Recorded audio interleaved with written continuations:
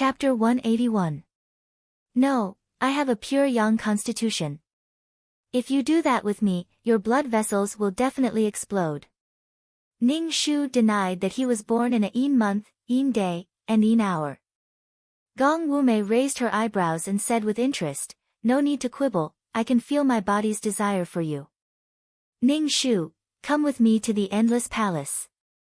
Since you are a disciple of Ice Mountain and know about my situation, then come with me." Gong Wumei held on to Ning Shu's waist and moved close to Ning Shu's ear.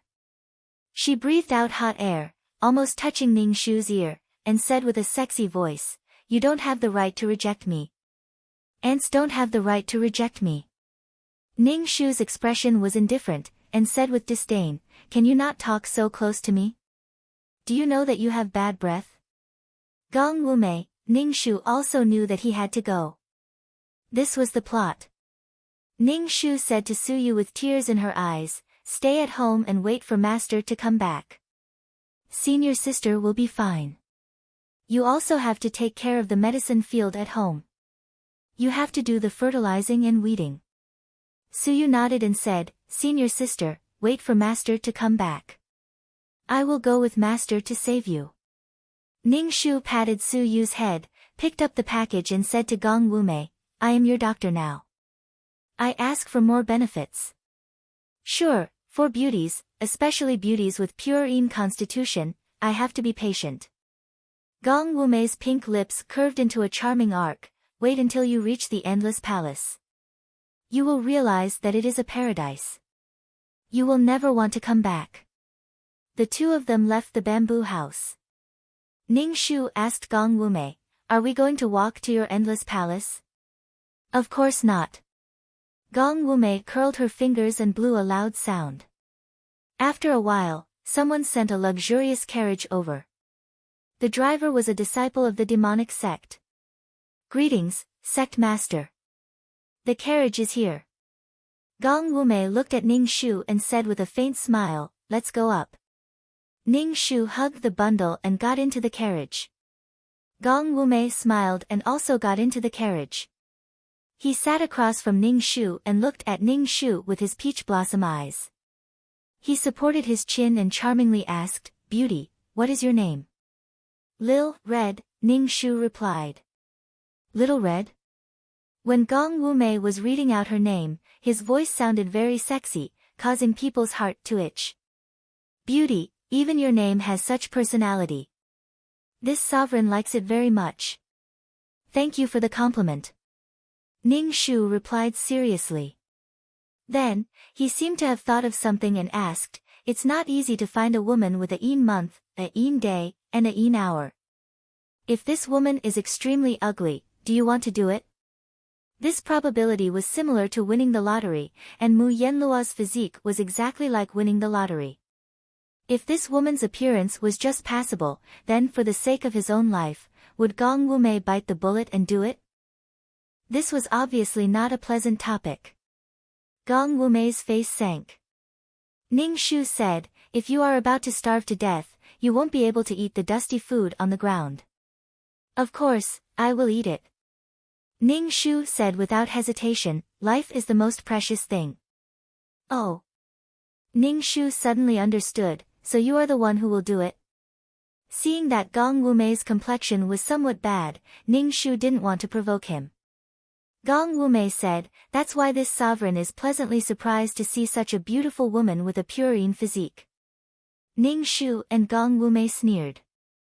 They closed their eyes and ignored him. "I'm afraid this time, I won't let you push me down so easily. I'll let you have the poison on my body."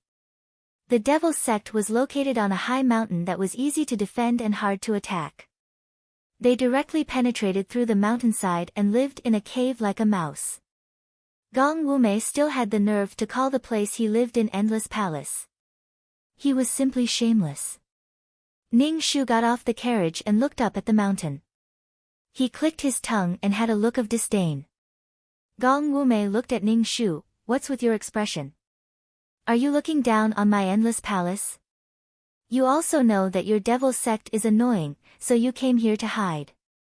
Ning Shu curled his lips. You captured so many women, aren't you afraid that the righteous sects will encircle and annihilate you? Gong Wumei sneered, so what? This sovereign wants to see who dares to encircle this sovereign.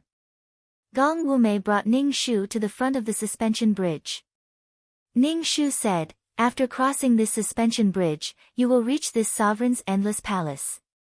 Ning Shu looked at the suspension bridge and swallowed a mouthful of saliva. How was this a suspension bridge? It was just an iron chain that was as thick as an infant's arm. Normal people would not be able to walk on it at all. They would definitely fall down. Ning Shu asked in a deadpan manner, how am I supposed to go over? Don't tell me that I have to walk over myself. If you continue to be shameless, I'm going back. Gong Wumei directly held on to Ning Shu's waist and clamped her, then walked onto the iron chain. Ning Shu looked at the iron chain swinging up and down. Below them was a bottomless white cliff. Ning Shu screamed at the top of her lungs, oh my god, ah! Gong Wumei used his qi and stepped on the iron chain to reach the other side.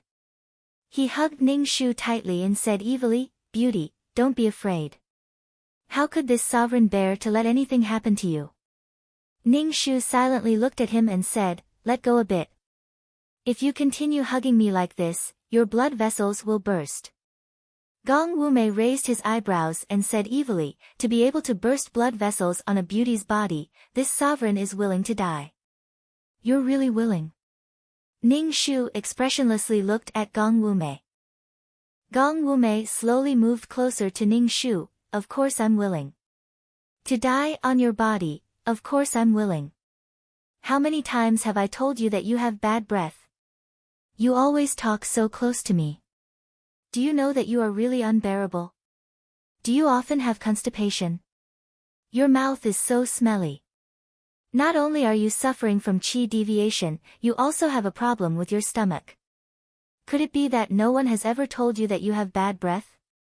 Ning Shu took a step back and said in disgust. Gong Wumei's face twitched for a bit, then he immediately laughed. He stretched out his finger and hooked Ning Shu's hair and said indifferently, you are the first woman to speak to me like this. The women that I caught before were either crying and begging for mercy, or were infatuated with this sovereign's beauty and submitted to this sovereign's crotch. You mocked this sovereign like this, could it be that you are not afraid that this sovereign will kill you? Ning Shu shook his head and said, I am a doctor, what I said is the truth. Let me tell you, the problem with your body is my responsibility. As for why you didn't discover that you have bad breath, I reckon that it is because they are afraid of you, so they didn't tell you. After all, you are the sect master of demons sect who kills people like scything flax. Are you relying on the fact that this sovereign doesn't want to part with you, so you are so impudent? Gong Wumei pulled the hair in his hand. Ning Shu cried out in pain, fuck, it hurts. Of course I know that you don't want to part with me. Right now, you are already unable to suppress the injury in your body, so you went to find my master. Ning Shu rubbed his scalp that was pulled. Chapter 182. Gong Wumei let go of Ning Shu's hair, then placed his finger on his nose and took a sniff. His thin pink lips curled up, beauty's fragrance. What is he trying to do with this beast-like appearance? Let me tell you, don't seduce me, I won't fall for it. This is a man that should have a rotten dick. God knows how many women have been defiled by him. Furthermore, all of the women that he had slept with before, all of them did not have long to live. Ning Shu despised this fella endlessly in his heart. Even if he is good-looking, he is still unable to withstand this beast-like appearance. Let's go. Gong Wumei walked in front and entered the cave. From the outside, the cave looked especially shabby. However, upon entering, it was just like entering an imperial palace. It was incomparably luxurious. Inside the cave, there were huge luminous pearls, and light muslin was dancing in the air. Ning Shu touched the luminous pearls, and an astonished expression appeared on his face. Just how much is this worth? Gong Wumei raised his eyebrows and looked at Ning Shu, if you like it, I will give it to you. Ning Shu retracted his hand, I am just casually looking at it. Furthermore, this thing does not have any fucking use other than lighting. It is simply trash. I don't like it at all. I like some practical things. Practical things? Gong Wumei raised his eyebrows and looked at Ning Shu, then said with a devilish charm, there are only things that you can't say, there is nothing that I can't get. Big brother, Tom Su is sick, he needs to be treated. Ning Shu said indifferently. A devil sect disciple who was wearing black clothes walked in and said to Gong Wumei, Sect Master, another woman has died. Gong Wumei's expression was very cold as he said indifferently, you don't have to tell me these things. Throw the dead woman and the woman that is about to die out of Endless Palace. Yes. The devil sect disciple waved his hand, and two people carried a woman out. This woman's face was ashen, her fingernails were purplish black, and she was not breathing at all. It seemed like she was already dead. Ning Shu looked at Gong Wumei's expressionless face. Gong Wumei was as indifferent as a dead ant, which made Ning Shu's back feel a chill. Throw out those women who can no longer heal me. They're taking up space. Gong Wumei sat on the chair, flicked his hair, and said indifferently. Yes. After a while, Ning Shu saw many women being driven out. These women's faces were pale, as if they hadn't seen the sun for a long time. Their faces were haggard, and there was a black aura between their eyebrows. It seemed like they didn't have long to live. Some of the women actually had white hair on their heads. It was unknown whether it was because they were already that old or because they had been ravaged by Gong Wumei. When these women saw Gong Wumei, they all cried and begged Gong Wumei for mercy. Their faces were either filled with despair or numbness. Ning Shu looked at all of this. He watched as these women were driven out of the Endless Palace by Gong Wumei. The fate that awaited these women was death. Wait a minute. Ning Shu said. Gong Wumei lazily looked at Ning Shu, and used his hair to brush Ning Shu's face.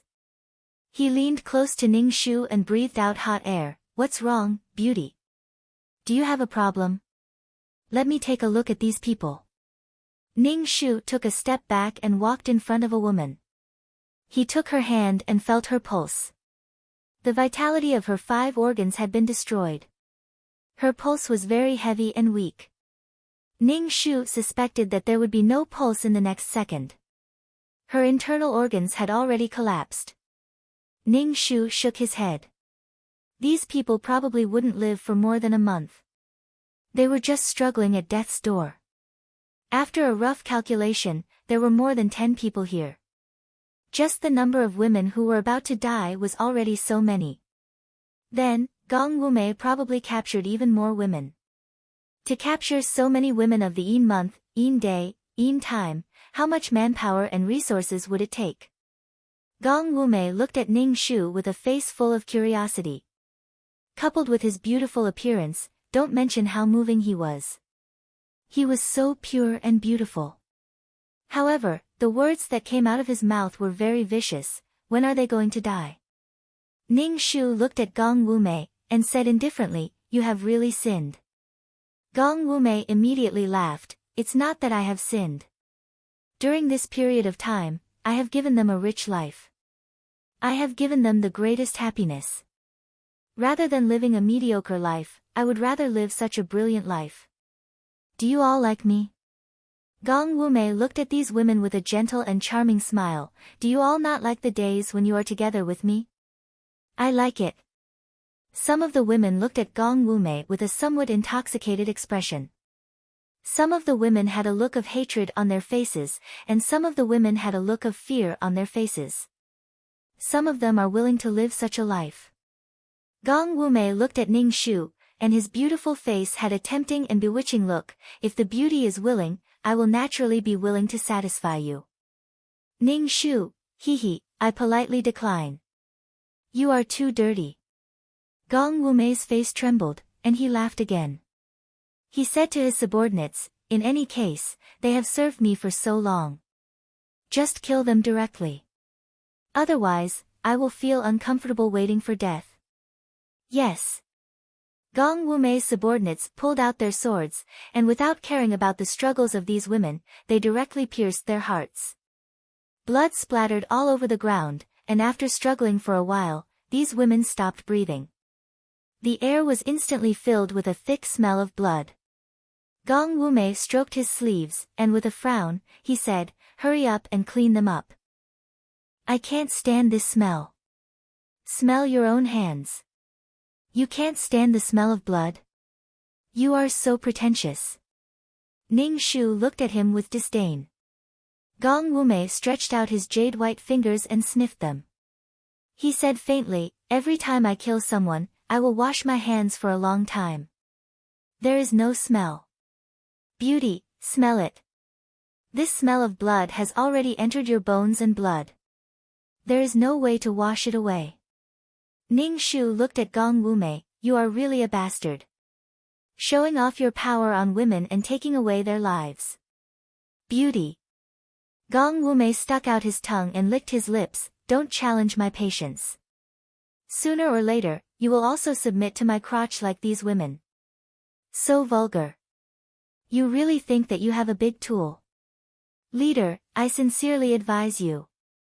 You are drinking poison to quench your thirst. Quickly nourish your kidneys and eat more kidneys. Right now, do you feel that your waist is often sore? Every time you do it with a woman, you feel dizzy and you can't come back to your senses for a long time. Of course, I know that you don't mind. You still think that it's because you feel good. Let me tell you, your current situation is very dangerous."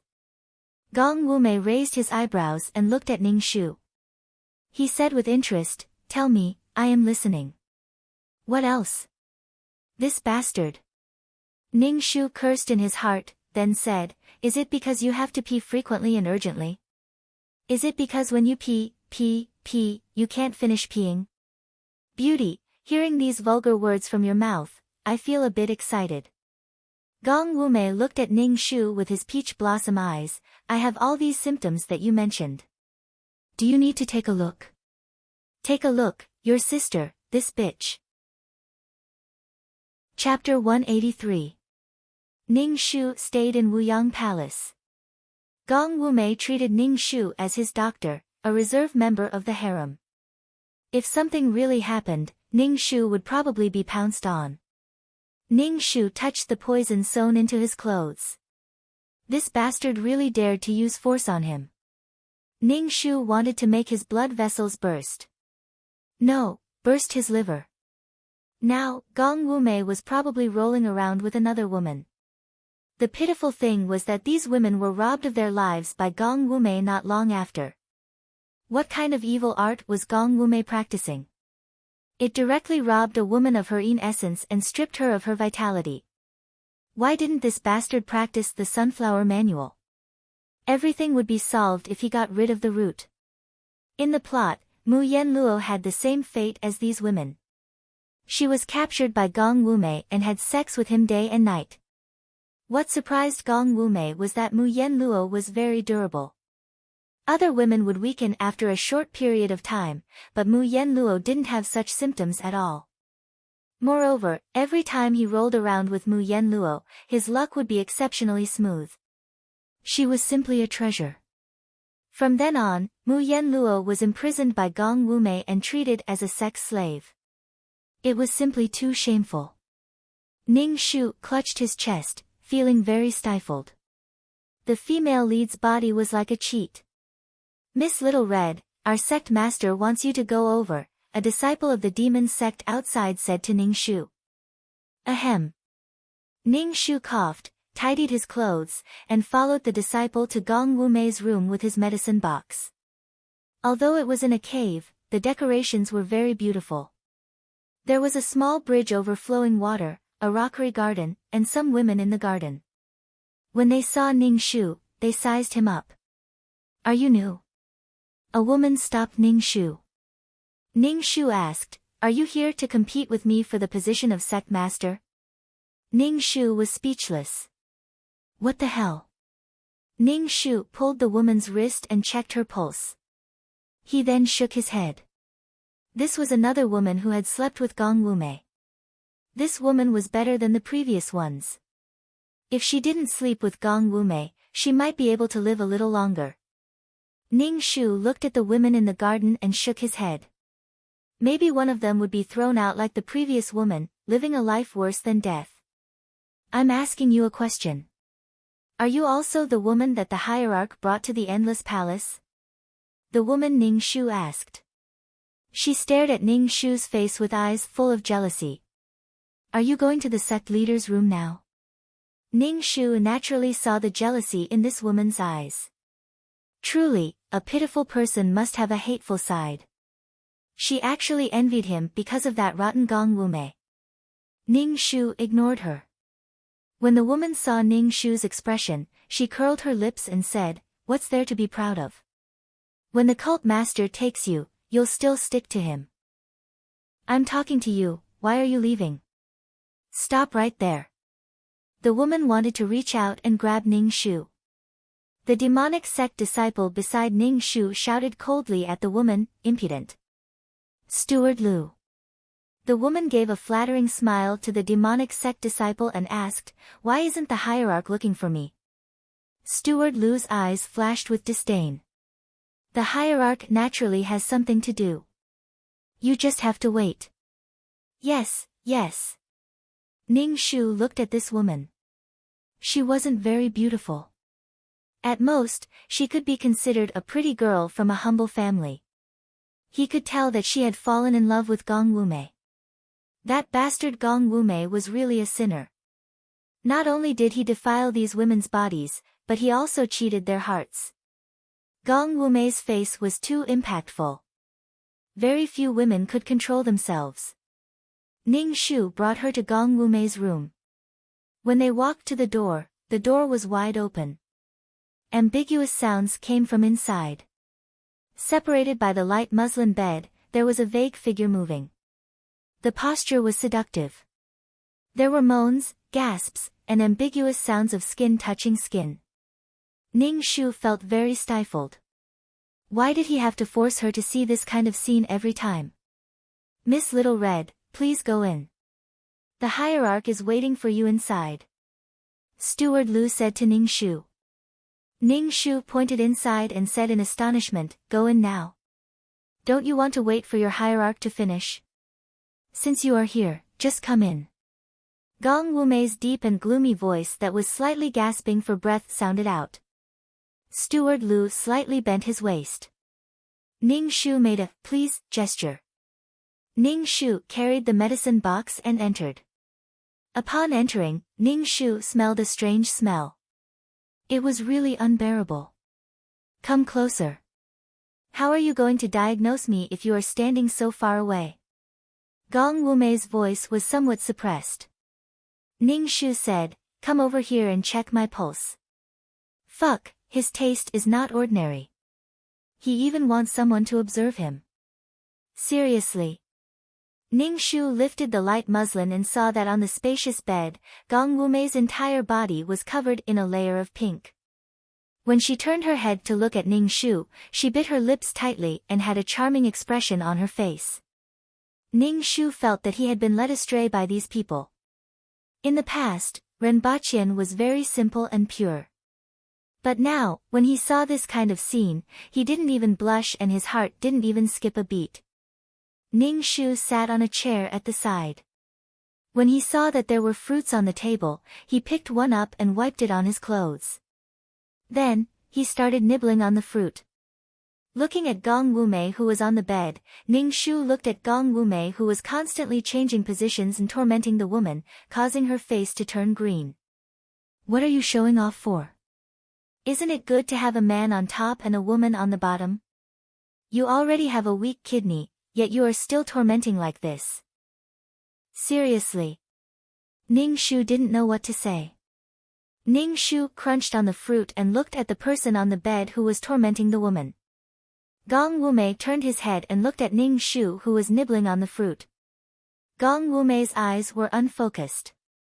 Gong Wumei let out a low roar. He raised his head and looked refreshed. His body was dripping with sweat. When he shook his head, water droplets came out. Ning Shu looked at Gong Wumei. It was finally over. The woman also looked relieved. As soon as Gong Wumei was done, someone immediately came in and wrapped the woman in a blanket. Then, they took her away and opened the window to let in some fresh air. This Gong Wumei was simply living like an emperor. Ning Shu put the fruit pit on the table and wiped his hands. He asked Gong Wumei, "Do you feel dizzy?" Gong Wumei wasn't wearing any clothes. He only used a thin blanket to cover the ugly thing between his legs. His body had a strong smell of hormones. Sweat slid down his chest and he looked especially seductive. When Gong Wumei heard Ning Shu's words, he hooked up his pink lips. "Do I look dizzy to you? Go and wash up. Look at how weak your kidney is.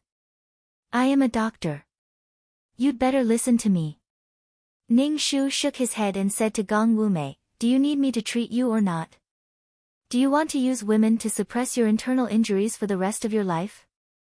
What if you're old and can't do it anymore? What will you do? Just wait for your liver to explode and die. Besides, if you don't control yourself, your thing won't be able to do it anymore. You're going to die. Rolling around with women every day is just a temporary solution." Ning Shu tried her best to persuade him. Chapter 184. Gong Wumei completely built his happiness on top of a woman's pain. When he was possessed, he had to roll around with a woman. Not only could he heal his internal injuries, he could also feel pleasure. It was simply too beautiful. Gong Wumei sat on the bed. His face was flushed red. When he heard Ning Shu's words, he looked at Ning Shu with a pair of blurry eyes. "Are you saying that because you're jealous of that woman just now? Jealous that I'm together with her and didn't pamper you? Are you unhappy?" Gong Wumei touched his chin and looked at Ning Shu. Ning Shu rolled his eyes. His heart didn't waver at all. He even wanted to laugh. "Thank you for your grace." Tisk, tsk, tisk. Gong Wumei supported his chin. "You said that you're quite beautiful. In this endless palace, there isn't a single woman who can compare to you. But the moment you open your mouth, you completely destroy the feeling. Do you know that you should be gentle, elegant, and have the weakness of a beauty? But I feel that your appearance and your personality don't match at all. A beauty should have the appearance of a beauty." Ning Shu touched his own face. "Anything a beauty does can be forgiven. I'm beautiful, I'm proud. I have the looks, I'm willful. I can do whatever I want." Gong Wumei sneered. "I like your style. I really want to find a group of men to take turns with this person who is as beautiful as a woman." Gong Wumei laid down with an enchanting posture. His black hair spread out on the bed. His eyebrows were like a painting. He was simply too beautiful. Gong Wumei, Ning Shu reached out his hand and said, "Let's take his pulse now. To be honest, after seeing you, I don't even want to do those women anymore. Compared to you, they are too ugly." Ning Shu's heart didn't waver. He just treated Gong Wumei as a fart. Ning Shu put his hand on Gong Wumei's pulse and carefully felt Gong Wumei's pulse. Gong Wumei supported his chin as he looked at Ning Shu. His eyes swept over Ning Shu's face inch by inch. After that, he blew a mouthful of hot air towards Ning Shu's face. "The more I look at you, the more beautiful you are. My heart is really moved." Ning Shu fanned the hot air that Gong Wuxiu exhaled. She was about to break down. "Didn't I tell you that you have bad breath? Why do you always like to blow at people? Can you at least consider if other people can stand it?" Ning Shu let go of Gong Wumei's pulse. Gong Wumei looked at Ning Shu lazily. "How is it? Can it be cured?" "Of course it can be cured. However, you have to listen to me." Ning Shu had an unfathomable expression. "After it is cured, not only will your internal injuries be gone, your martial arts will also improve. You won't need to roll around with women every day. Are you sure you want to be cured?" Gong Wumei sat up and looked at Ning Shu seriously. Can it really be cured? Even your master can't do it. How can you do it? My master is too lazy to treat you. My master prides himself on being from a righteous sect. Naturally, he won't say anything to someone like you who kills people like flies. Ning Shu almost described the godly doctor as the embodiment of justice. Gong Wumei sneered. That iceberg is definitely not like what you said. Righteous sect? Beauty, are you trying to make me laugh? Then I will believe you this time. If there is any problem, I will immediately rape you and kill you. After that, I will peel off your skin and keep it well. Gong Wumei's voice was sexy as he spoke vicious words. Coupled with his picturesque face, he really looked like a man-eating flower in disguise.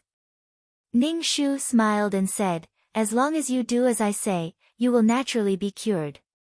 If you can't be cured, I will kill myself. You don't have to do anything. Beauty, how can I bear to let you die? Gong Wumei stretched out his hand, wanting to touch Ning Shu's face. Ning Shu took a step back to avoid Gong Wumei. He said indifferently, you touched your dick but didn't wash your hands. As a doctor, I suggest you be clean.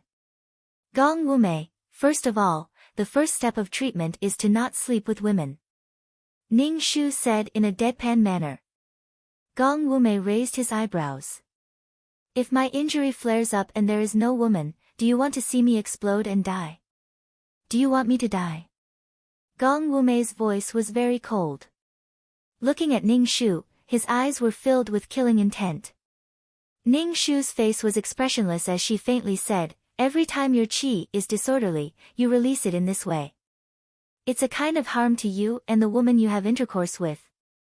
I've said it before, since I've become your doctor, I'll naturally be responsible for you. This is my medical ethics as a doctor. When Ning Shu said this, his face emitted a holy radiance, making him look imposing and tall. I will believe you this time. If anything happens, I will cook you and eat you. I don't know how your snow white and tender skin will taste. I want to eat you right now. Crazy, perverted heart. In order to show your determination to treat me, you should send all the women in your palace away. What if you can't control yourself and roll with them? You should send them away. Ning Shu looked at Gong Wumei and said. Gong Wumei's face suddenly revealed a smile. It was like a poisonous but beautiful flower slowly blooming. However, his voice was incomparably cold. Beauty, are you jealous of those women? Do you want to save them? Or are you really thinking for me?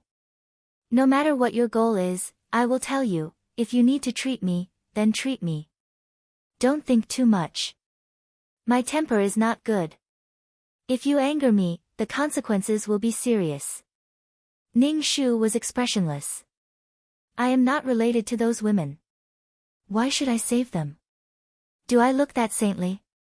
Do I look that kind-hearted and lovable? Gong Wumei looked at Ning Shu indifferently. No matter what your goal is, I will tell you, in my territory, you don't have the right to bargain with me. Even if you want to save those women, do you think those women will be willing to leave?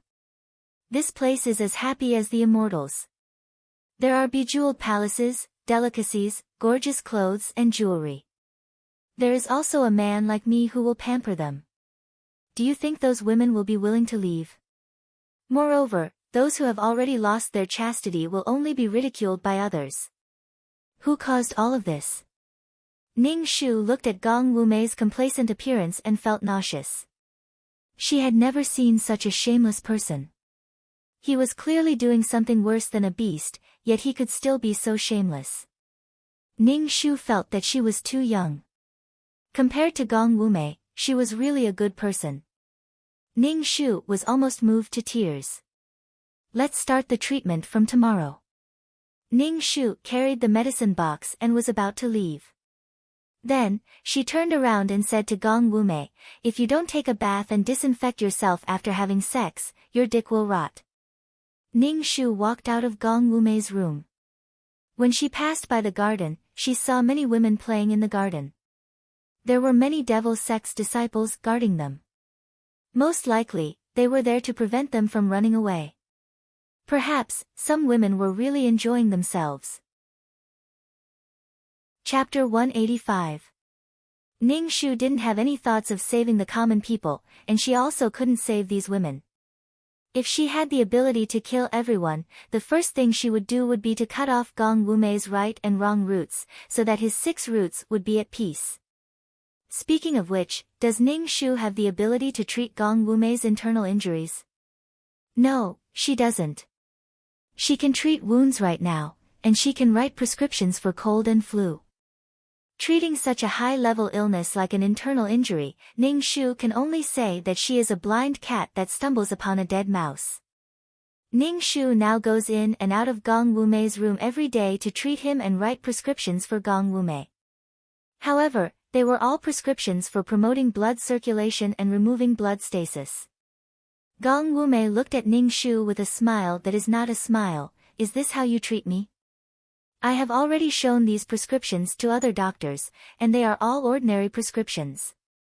Are you sure you want me to drink these prescriptions? Ning Shu's expression didn't change at all, and she said indifferently, what's wrong with these prescriptions? You originally had an internal injury, and your meridians are blocked. Your body also has blood stasis. As long as you spit out the blood stasis, you will be fine. Didn't you see the heroes that were injured on TV? They only needed to spit out a mouthful of black blood to recover from their injuries. What you said is actually quite reasonable. Gong Wumei drank the medicine in the bowl in one gulp, then sat on the chair with his eyes closed and his brows tightly knitted. Ning Shu looked at his appearance and asked, is it very bitter? Eat a candy. Gong Wumei opened his eyes and looked at Ning Shu, then took the plum from Ning Shu's hand and said indifferently, have you fallen in love with me? Why are you trying to curry favor with me like this? Ning Shu, after drinking the medicine, Gong Wumei's expression didn't look good. He waved his hand and told Ning Shu to scram. Ning Shu took the medicine box and quickly left. After coming out of Gong Wumei's room, Ning Shu was stopped by a woman. It was the woman from before. Her eyes were filled with admiration for Gong Wumei. Ning Shu instantly felt that this person was here to pick a fight with her. Ning Shu lightly said, don't talk to me, I don't want to talk to you, and don't ask me if I'm Gong Wumei's woman, and don't ask me if I've ever rolled with him. The woman holding on to Ning Shu was stunned. She then asked Ning Shu, do you see the cult master every day? I want to know how the cult master is doing now. Why haven't you come looking for me for so long? If you want to know, then go find it yourself. Don't ask me. I don't know anything. Ning Shu thought for a moment, then took out a pill from the medicine box and gave it to her. This thing can help with your beauty. Here you go. The woman was stunned for a moment. She took the pill and said, thank you. Ning Shu saw that she casually put away the medicine bottle and knew that she wouldn't eat it. Ning Shu didn't care whether she ate it or not. She was just helping out casually. If the other party didn't accept it, Ning Shu wouldn't force it. She would save herself and the other party would save her. These were all pills that could nourish her qi and regulate her body. They were good for her body. Ning Shu took the medicine box and left. He returned to his room. Just as he sat down, Gong Wumei's number 1 lackey, Steward Lu, came. Ning Shu hurriedly said, Miss Little Red, the cult master's illness has flared up.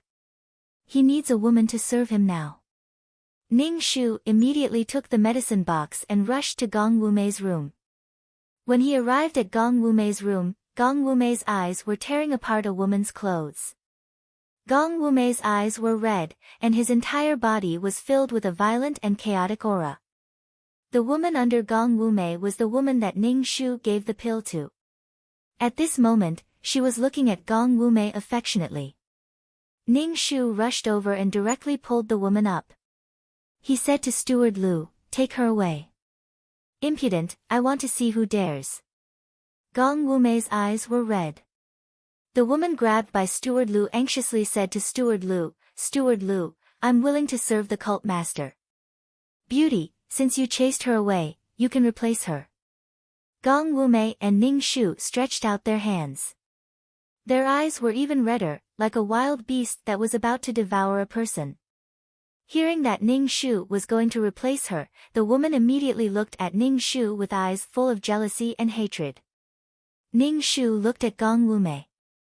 First, he covered his nose, then he sprinkled the medicinal powder. Gong Wumei didn't care about the medicinal powder, but not long after, his body became soft. Drag him into the ice water.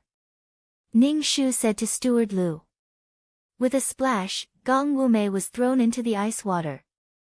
Gong Wumei shivered. His pair of peach blossom eyes looked at Ning Shu sinisterly and ruthlessly. You don't want to live anymore. You actually dare to treat this sovereign like this.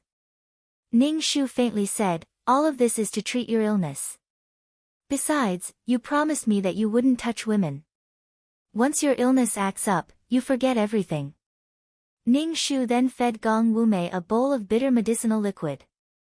Gong Wumei choked to the point that tears came out. He looked at Ning Shu very malevolently and said, this sovereign wants you to die. Don't be angry.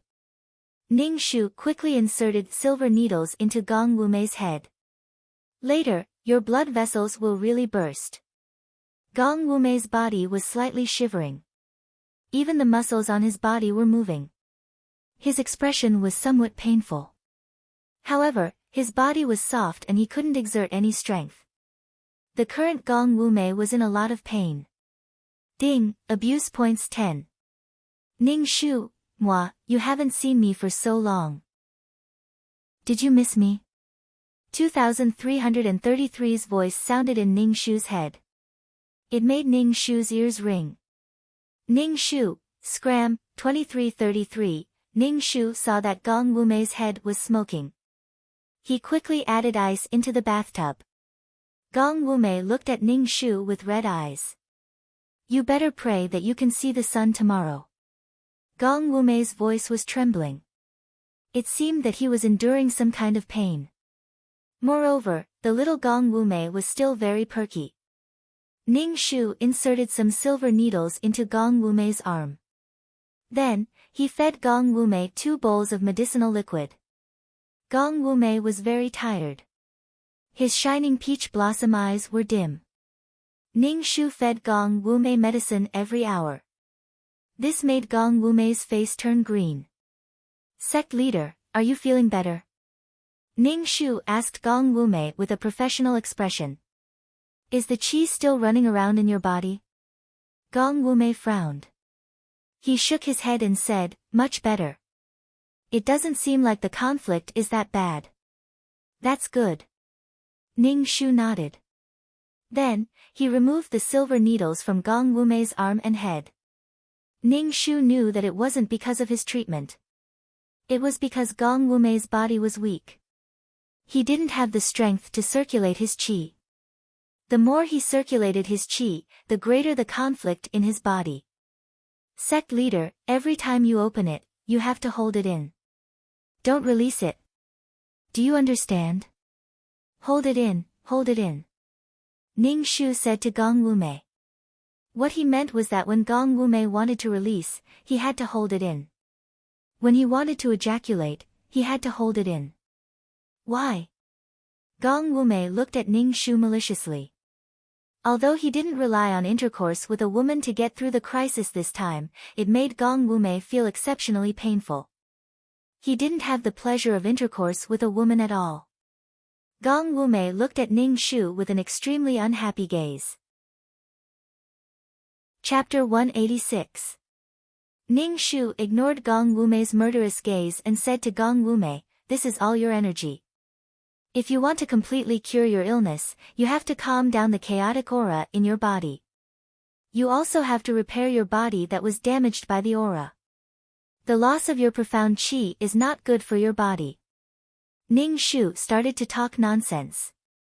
Gong Wumei was livid and didn't say anything. Then Ning Shu smiled wickedly. Then what should I do now? It can't be like this forever. Gong Wumei pointed at his crotch and slightly raised his chin. Ning Shu said ambiguously, "You're responsible for making it go down." Ning Shu, ha. Endure it. Didn't I say that you have to endure it in the future? If you really can't stand it, you can rub it off yourself. But you must not release it. You must not. Ning Shu didn't look embarrassed at all.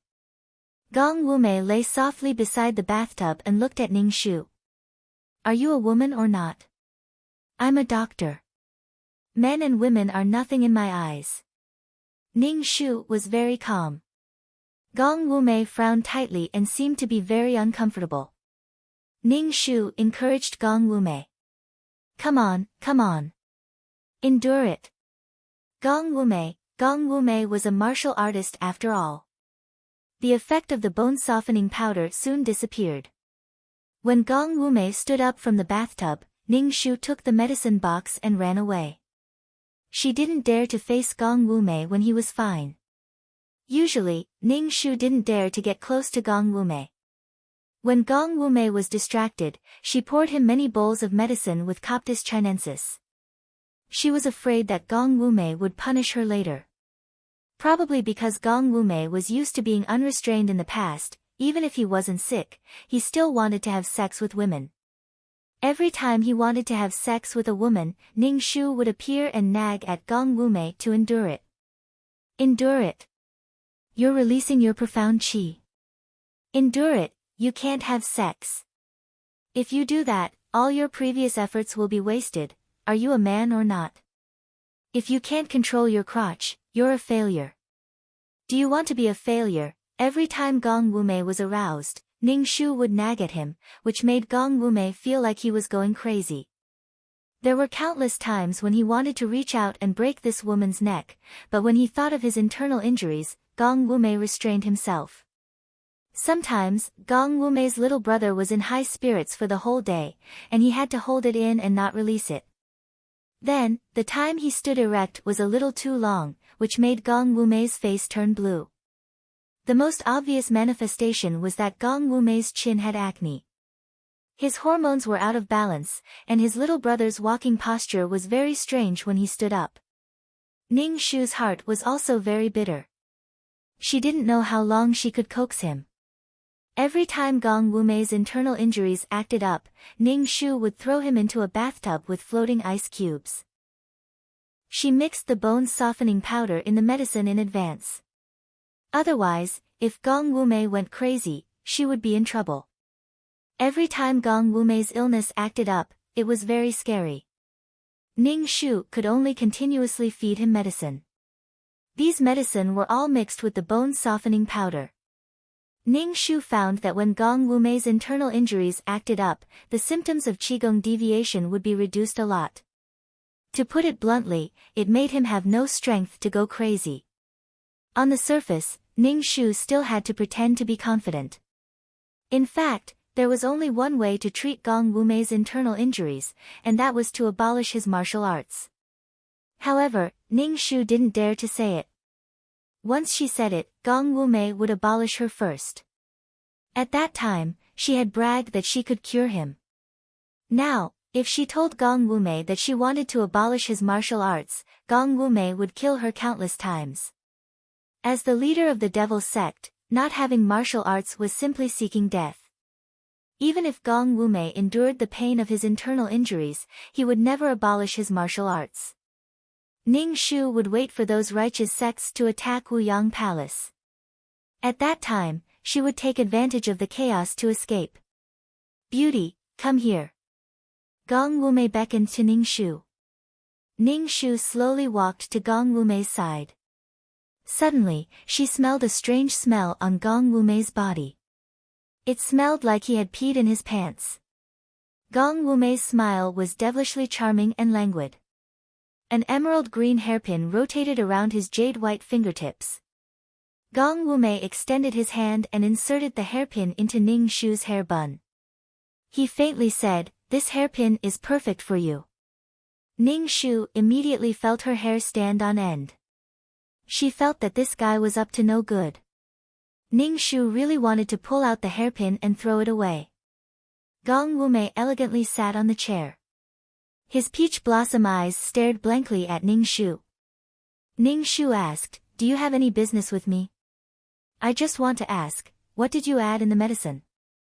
Gong Wumei lazily asked. Ning Shu's face trembled. Could it be that he discovered that the cartilage in the medicine was scattered? Ning Shu very calmly and confidently said, "I didn't add anything." "Beauty, you are not telling the truth." "I had the doctor take a look. I added a large amount of coptis." Gong Wumei sinisterly looked at Ning Shu. "You are not being honest. Coptis is bitter in nature. However, to clear away heat and detoxify, I specially added coptis.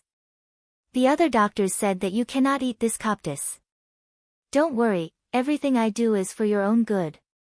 Ning Shu extended his hand and wanted to pat Gong Wumei's shoulder. However, once he got close to Gong Wumei, Ning Shu smelled a strange smell.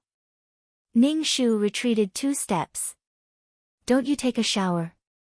Why do you have the smell of urine on your body?" Gong Wumei's face immediately distorted, and his face was filled with killing intent. "Beauty, you can eat whatever you want, but you can't speak whatever you want. Previously, you said that I have bad breath, and now, you are saying that I have the smell of urine on my body. Tell me, how should I punish you?" Ning Shu asked, "Sect Master, I am speaking the truth. If there is anything wrong with you, just tell me. The smell on your body, only eunuchs who can't stop urinating would have this smell. You are in perfect condition, so why do you have this smell on your body?" When Gong Wumei heard Ning Shu comparing him to eunuchs, his face became ashen and sinister. "You can give it a try if I am a eunuch or not." "No need, I am just worried about you."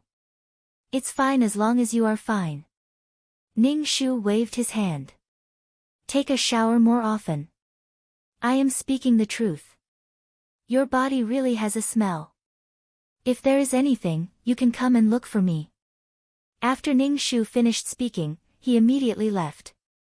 Then, he heard a crackling sound in the room. He reckoned that it was Gong Wumei who was smashing things. Then, Gong Wumei roared, causing the disciples of the devil's sect to rush into Gong Wumei's room. They thought that something happened to their respected sect master. Ning Shu stopped his footsteps. What is Gong Wumei's situation now? Could it be that Gong Wumei's that thing was broken? Could it be that he was holding it back? This is impossible, right?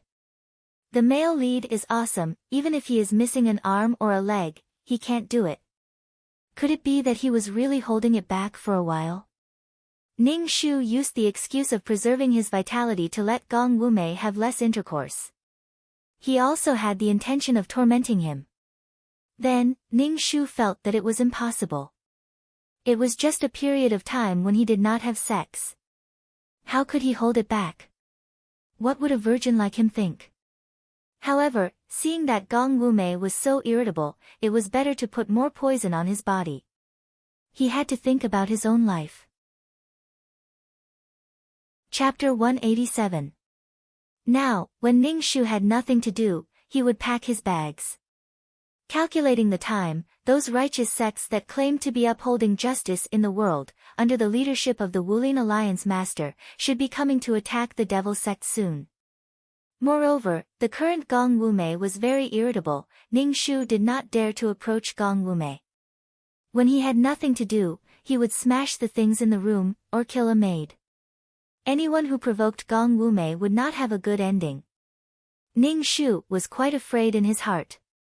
He touched the tiger's butt but did not dare to admit it. He was afraid that Gong Wumei would pounce on him. He was not afraid of death, but he was afraid of being pushed by a man. Moreover, the female lead could casually seek death. Ning Shu reckoned that Gong Wumei was angry because of the encirclement of the righteous sections. "Miss Little Red, the sect leader is looking for you." Steward Lu came to find Ning Shu again. Now, Ning Shu was afraid to see this guy. This guy was loyal and devoted to Gong Wumei, causing Ning Shu to want to throw a bag of poison at him. What he was afraid of really happened. Ning Shu followed Steward Lu to Gong Wumei's room with a serious face.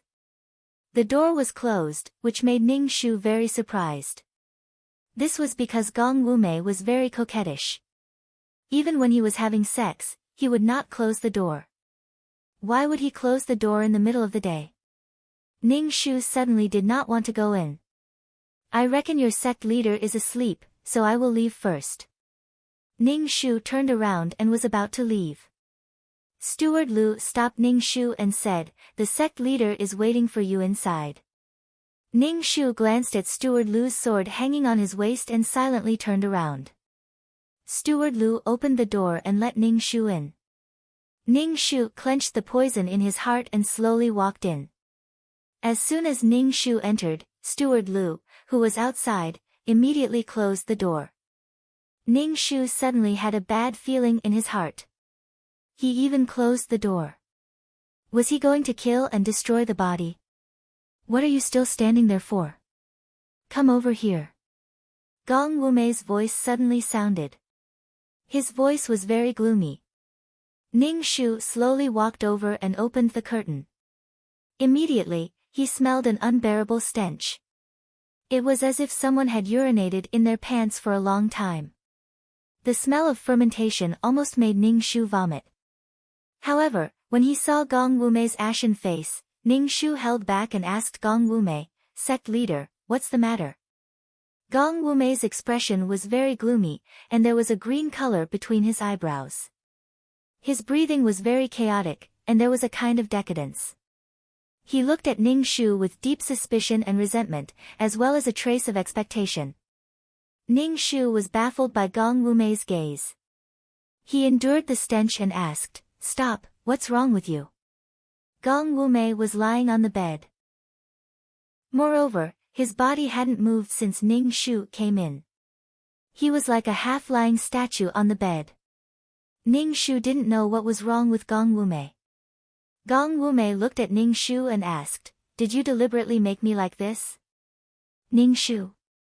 Ning Shu was dumbfounded. She really didn't know what was going on. Ever since Gong Wumei became irritable, she didn't go in front of Gong Wumei. She really didn't know what was going on. "Sect leader, if there's anything you need, just tell me. If there's anything I can help with, I'll naturally help," Ning Shu patted her chest and said very righteously. Gong Wumei's expression was very difficult to speak, but he still told Ning Shu about his situation.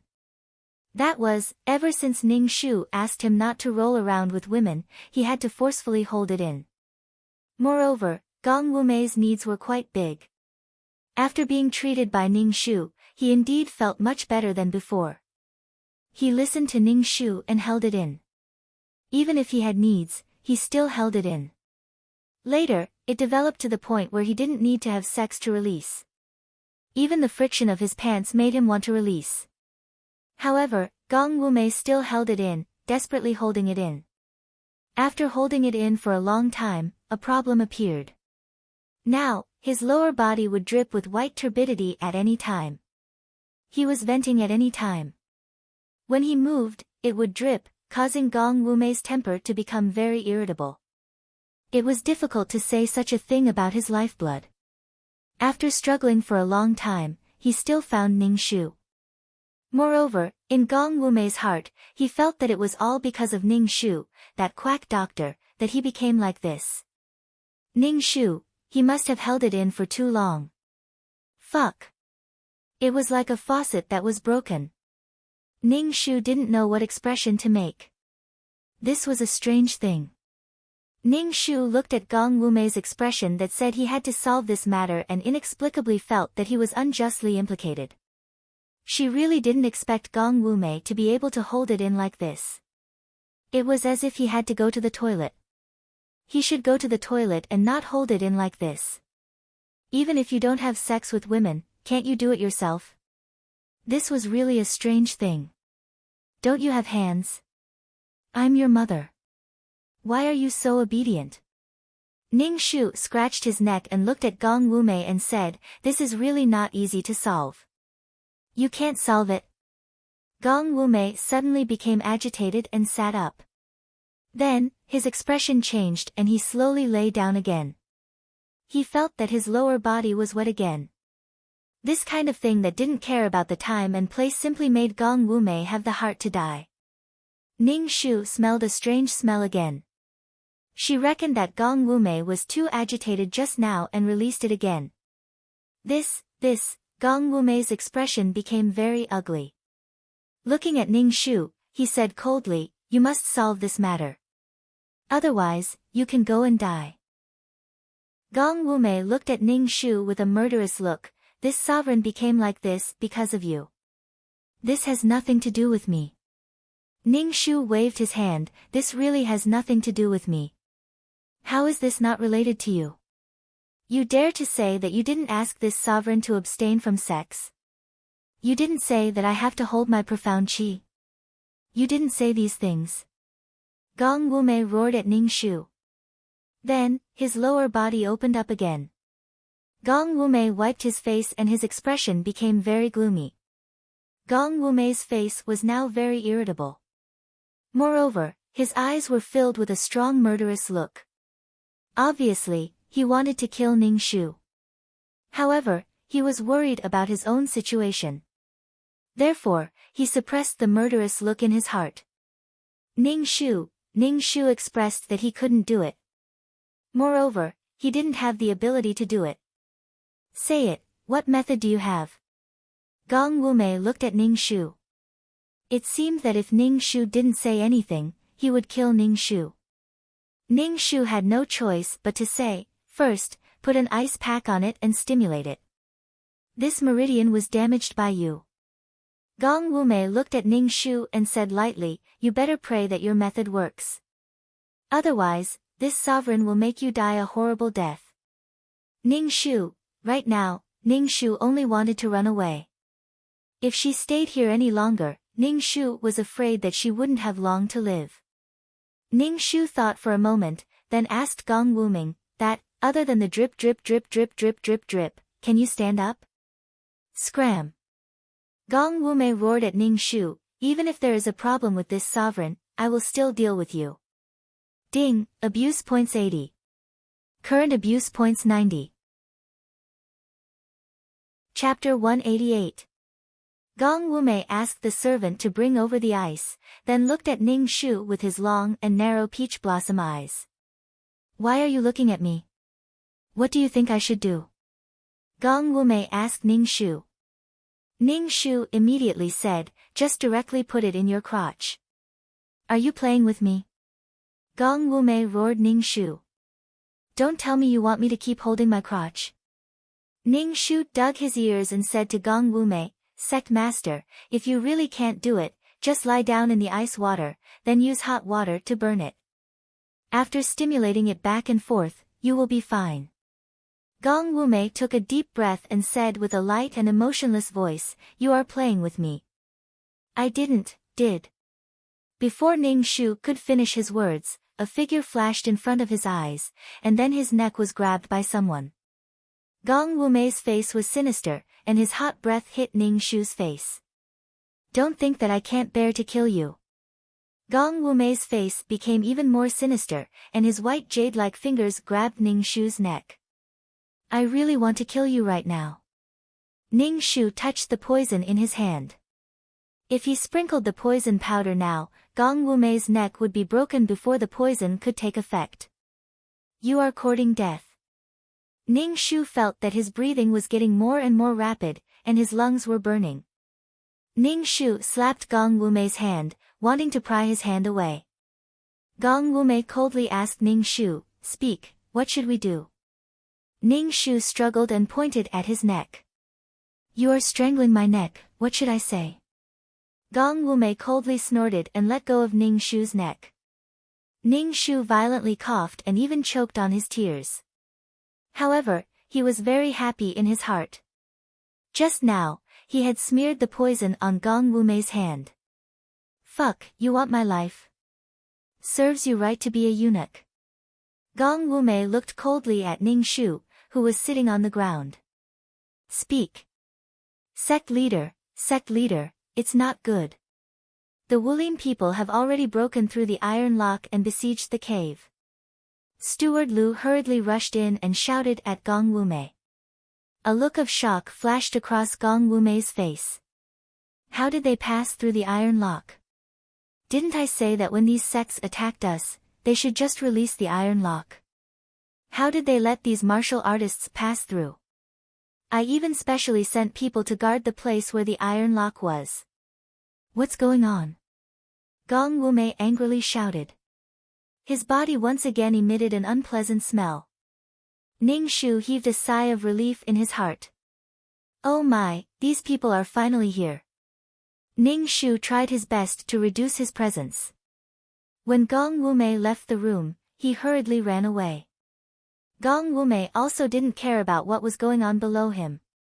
Now that these people were fighting at the entrance, Gong Wumei walked 2 steps, then came back and grabbed Ning Shu's collar and walked towards the entrance of the cave.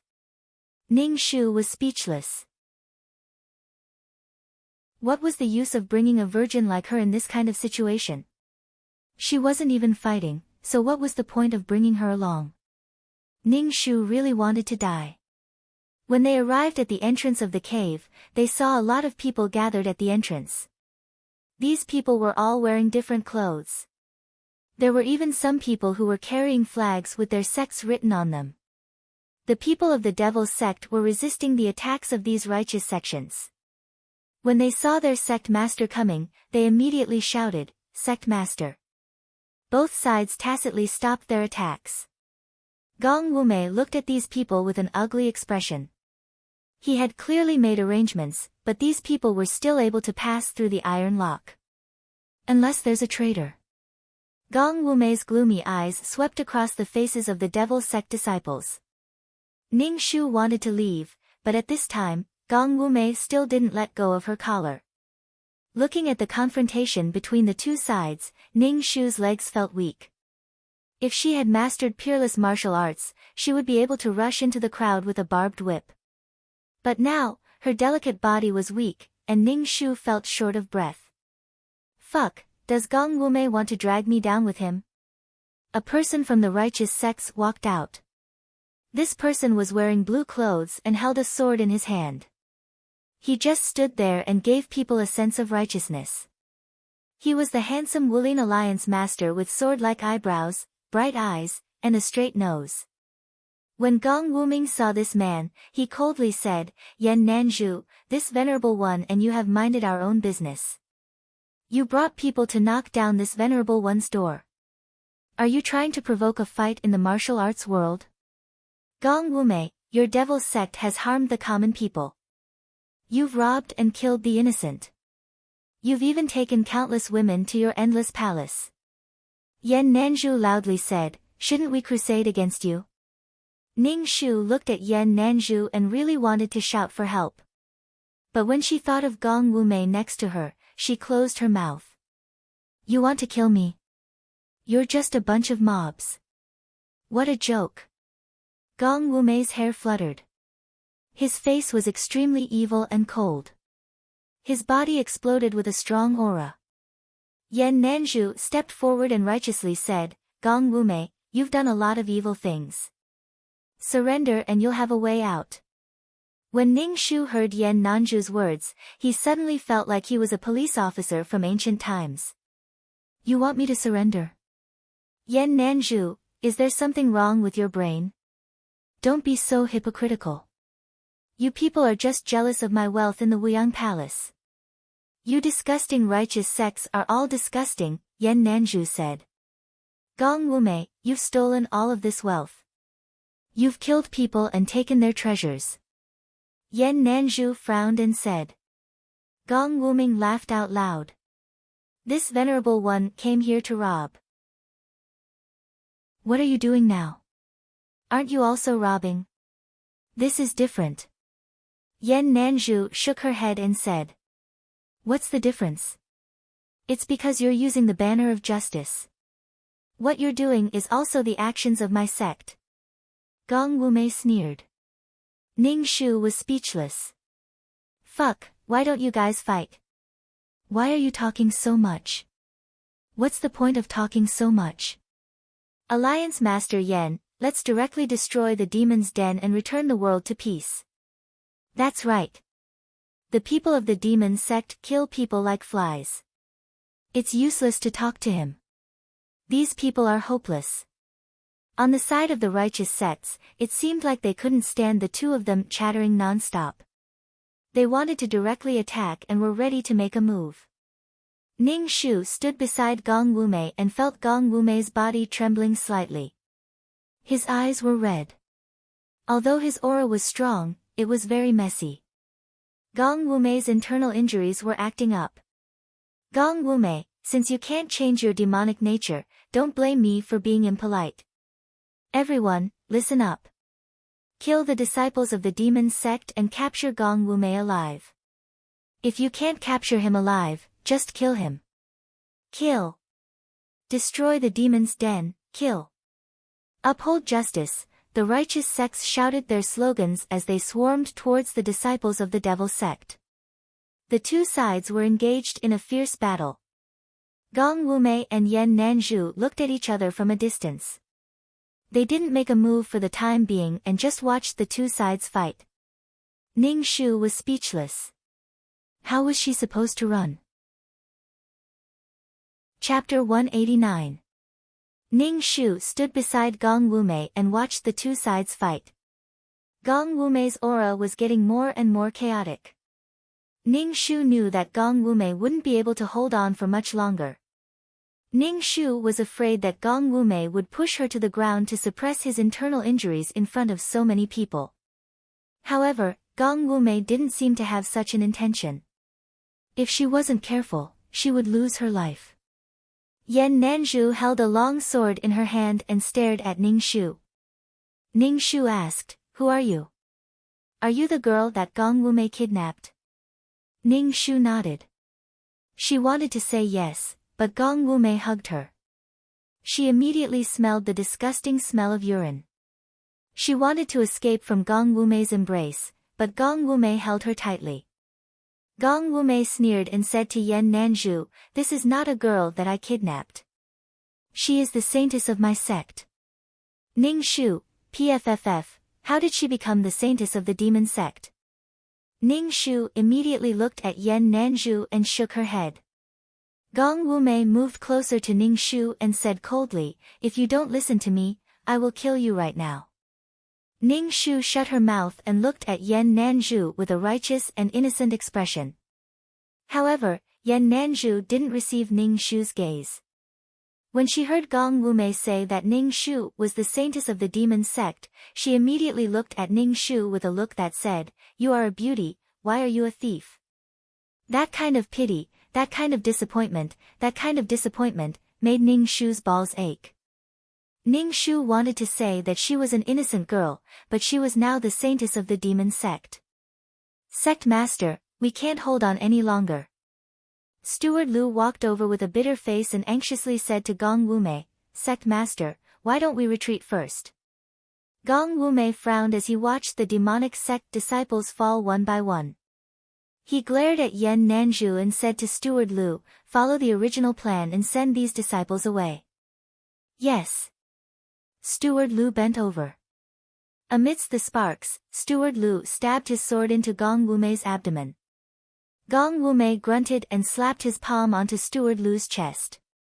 Steward Lu immediately spat out a mouthful of blood and was sent flying. Yen Nanzhu caught him. Gong Wumei pulled out the sword from his abdomen. Blood spilled out, and his expression was extremely gloomy. "Uncle Master Wu, are you okay?" Yen Nanzhu poured a pill into Steward Lu's mouth. Steward Lu sat cross-legged on the ground to heal his wounds. "So you're the traitor. I trusted you so much in vain. So you're a spy." Gong Wumei's expression was extremely ugly, and there was even a hint of defeat. Clearly, he knew that Endless Palace was at the end of the road. Gong Wumei ignored the bleeding wounds on his body. He carried Ning Shu and stepped on the iron chain, preparing to escape. Gong Wumei still didn't let go of her. Ning Shu was speechless. Gong Wumei really hated her deeply. Looking at the bottomless abyss under the iron chain, Ning Shu was very afraid that Gong Wumei would throw her down directly. Biting her cheeks tightly, Ning Shu didn't allow herself to scream. When Yan Nanzhu saw that Gong Wumei had run away, she couldn't care about anything else. She hurriedly stepped on the iron chain and chased after Gong Wumei. The two of them, along with Ning Shu, who was clamped under Gong Wumei's arms, caused the iron chain to shake violently. Ning Shu really wanted to say, "Can't you fucking take it slow? This is very dangerous." Gong Wumei glanced behind him and sneered. His wounds were bleeding. In addition, he was carrying Ning Shu. His face was pale, and his usually pink lips were now white. Ning Shu couldn't understand why Gong Wumei wanted to bring her along. She was a complete burden. While Ning Shu was on tenterhooks, Gong Wumei finally reached the other side. Gong Wumei let go of Ning Shu. He glanced at Yan Nanzhu, who was still walking on the iron chain, and said loudly to Ning Shu, "Saintess, I'll leave the inheritance of the sacred sect to you. We'll run separately. When the time comes, we'll meet at Xianghua Temple. You must take good care of the inheritance of our sect. As long as the inheritance exists, our sect will exist. We will never be destroyed by these hypocritical righteous sections. Inheritance? Meet at Xianghua Temple. What the fuck, I don't understand what you're talking about." Ning Shu was dumbfounded. Then, Gong Wumei ran away before Ning Shu could react. Ning Shu looked at Yan Nanzhu, who was getting closer and closer. She quivered and ran in the direction that Gong Wumei ran. Fuck, she was tricked by Gong Wumei. What inheritance? It was just to make people pay attention to her. Gong Wumei, this bitch. I'm not running in the opposite direction. I'm going to run with you. Yan Nanzhu followed behind Ning Shu and chased after Ning Shu. Ning Shu saw Gong Wumei, who was not in front of him. His heart was galloping. Looking at Yan Nanzhu, who was getting closer and closer, Ning Shu was very irritated. After running for a while, Ning Shu couldn't run anymore. He put his hands on his waist and panted. He said to Yan Nan behind him, "Hero, wait a minute. I have something to say." Yan Nanzhu looked at Ning Shu vigilantly. She stood not far away from Ning Shu and asked sternly, "The inheritance of the demon sect is with you. Give it to me. As long as you turn over a new leaf and don't do anything evil, I will spare your life." Ning Shu was very helpless. He said, "If I say that I'm a pitiful girl who was caught by Gong Wumei, would you believe me?" "I don't believe you. If you were caught by him, Gong Wumei wouldn't care about your life or death. But when he escaped, he still took you with him. It's obvious that he cares about you. Give me the inheritance of the demon sect." Yan Nanzhu's face was righteous. She pointed her sword at Ning Shu. "Otherwise, don't blame me for being rude." Ning Shu, his heart was tired. "I really don't have any inheritance. You should go and catch Gong Wumei now. I'm just a weak girl who can't carry anything. Gong Wumei is the leader. Even if there's some lousy inheritance, it should be with him. I don't have any fighting power. Anyone can take me down. How could the inheritance be with me, brother?" Ning Shu was very helpless. "Demon sect witch, don't call me that. This might be Gong Wumei's trick. If I didn't hear your conversation, I wouldn't know that the inheritance is with you." Gong Wumei did the opposite. Who would have thought that the inheritance would be with a weak girl? Yan Nanzhu pointed her sword at Ning Shu. "Your demon sect has harmed the common people and killed innocent people. Such a demon sect, such an inheritance shouldn't exist. Give it to me." Ning Shu, Bao Bao's heart was really bitter. The male lead believed everyone in the world, but he refused to believe the female lead. He would believe anything that the male lead said, but the female lead wouldn't believe it no matter what she said. How cruel. Ning Shu unbuttoned his shirt and was about to take off his clothes. Yan Nanzhu immediately turned her head and scolded, "Shameless and lewd witch. Do you think I'll be tempted by a witch like you? Ning Shu's mouth twitched. You're thinking too much. Chapter 190. Witch, don't even think about using such a low-level method to confuse me, Yan Nanzhu said sternly. Ning Shu let out a long sigh and said weakly, didn't you say that the inheritance is on me? I'll take off my coat and shake it to see if any damn inheritance will fall out. Only then did Yan Nanzhu turn her head. Ning Shu trembled all over and said to Yan Nanzhu, see, there's no inheritance at all. Yan Nanzhu looked at Ning Shu and said lightly, although it's not on you, I suspect that you put it somewhere else. In short, I don't believe you. Ning Shu spread his hands. If you don't believe me, then go ahead. He turned and left. Where are you going? You're now a remnant of the demon sect. Come back with me now. Yan Nanzhu chased after Ning Shu. In order to prevent you from harming innocent people, I must take you back. Ning Shu was speechless. Alliance Master, look at how weak I am. Who can I harm? Ning Shu grabbed his hair. Why didn't you catch the great demon Gong Wumei? What's the use of catching me? Do you people of the martial arts world only know how to bully weak women? Are you a weak woman? Yan Nanzhu looked at Ning Shu. You're the saintess of the demon sect. Naturally, you have the ability to bewitch people. If you use your beauty to bewitch men, it will inevitably lead to a disaster. For the stability of the martial arts world, as the leader elected by everyone, I won't let go of anyone who harms the martial arts world. Ning Shu looked at Yan Nanzhu. This person was too righteous and serious. Ning Shu was speechless. In the original plot, Mu Yen Luo was imprisoned by Gong Wumei as his sex slave. Later, when the demon sect was destroyed, Gong Wumei didn't have time to take Mu Yen Luo away. Mu Yen Luo was rescued by Yan Nanzhu and brought to her Sunset Mountain villa. There were other women who were rescued. Some of them were jealous of Mu Yen Luo. Ever since Mu Yen Luo came, Gong Wumei only slept with Mu Yen Luo. This made some women jealous. They told Yan Nanzhu that Mu Yen Luo was Gong Wumei's woman and was a member of the demon sect. They also said that Mu Yen Luo had the ability to bewitch people and that no man could escape her seduction. When Yan Nanzhu learned of this matter, she would sometimes be unconsciously attracted to Mu Yen Luo when she was with her. When she thought of other women saying that Mu Yen Luo was good at seducing men, Yan Nanzhu felt very conflicted. Yan Nanzhu was conflicted. On one hand, it was her own feelings. On the other hand, it was the martial arts world's righteous path. He was the martial arts world's chief. How could he be together with a witch from the demon sect? Moreover, he was defeated by her seduction. Yan Nanzhu was conflicted.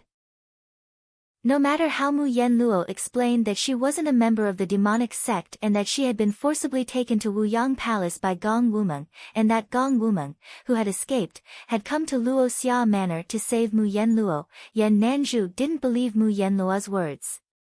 Moreover, Gong Wumei was very evil. Sometimes, he would sneak into the Sunset Mountain villa in the middle of the night and sleep with Mu Yen Luo. Yan Nanzhu would watch the erotic pictures in the dark. She was very excited. Yan Nanzhu hated Mu Yen Luo and hated himself. He hated himself for being bewitched by this witch. He hated Mu Yen Luo for not having self-respect and fooling around with men.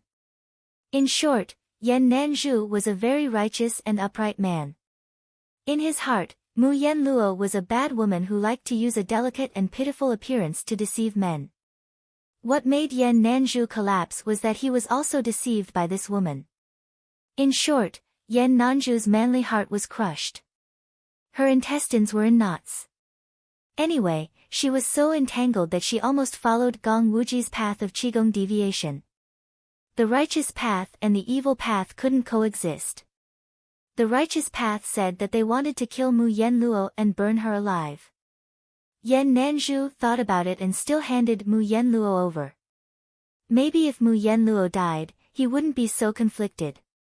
It could be considered as resolving the worry in his heart. However, when Mu Yen Luo was really hung over the firewood and choked on the smoke, she looked at Yan Nanzhu with an ashen face. In the end, Yan Nanzhu couldn't restrain the surging emotions in his heart and saved Mu Yen Luo. Yan Nanzhu felt that he couldn't face the people of Wulin and resigned from the position of Wulin Alliance head.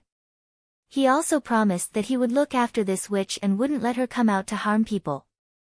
Ning Shu smacked his lips and looked at Yan Nanzhu. It could be said that Yan Nanzhu's principles were the strongest among these male leads. He really didn't know how the former Wulin Alliance head could share a woman with the devil cult leader. These two people had completely different values. Gong Wumei didn't care about anything in the world. He killed people based on his mood. Yan Nanzhu was like a saint. He had the best heart among these people. He really couldn't figure out how these two people got along with each other. Ning Shu walked in front while Yan Nanzhu followed behind. After a long distance, Ning Shu couldn't help but ask Yan Nanzhu helplessly, "Alliance head, how long are you going to follow me? I really don't have any inheritance." Ning Shu jumped up and down. "Look, I don't have anything." Yan Nanzhu stared at Ning Shu and said, "I have to watch you in case you do something. Also, you have to follow me to Xianghua Temple." "Why? Why do we have to go to Xianghua Temple?" Ning Shu frowned and looked at Yan Nanzhu. "I have to go back and find my master." "You have a master? Is the former devil cult leader still alive?" Yan Nanzhu looked a little worried. Ning Shu was speechless. "When did I say that the devil cult leader was my master?" Ning Shu almost wanted Yan Nanzhu to kneel down. "How can I explain it to you? I'm not the devil cult saintess." Yan Nanzhu didn't seem to hear Ning Shu's words at all. Or perhaps she chose to ignore them. Ning Shu said, "You have to follow me to Xianghua Temple." Ning Shu thought, "My heart is about to break down. Why do we have to go to Xianghua Temple?" Ning Shu asked weakly. Yan Nanzhu glanced at the half-dead Ning Shu and said indifferently, "Didn't Gong Wumei agree to meet you at Xianghua Temple? I have to catch her. Gong Wumei is too dangerous." Ning Shu looked up and rolled his eyes. "Gong Wumei was just joking. Do you really think he'll wait for me there? You're still naive and cute. Even if it's fake, I have to go. As long as I can catch Gong Wumei, I have to go to Xianghua Temple," Yan Nanzhu said seriously. "You have to come with me," Yan Nanzhu said. "I have to keep an eye on you. I can't let you run away and harm the innocent." "How could she harm the innocent? No matter how despicable you are, I still have to find my master.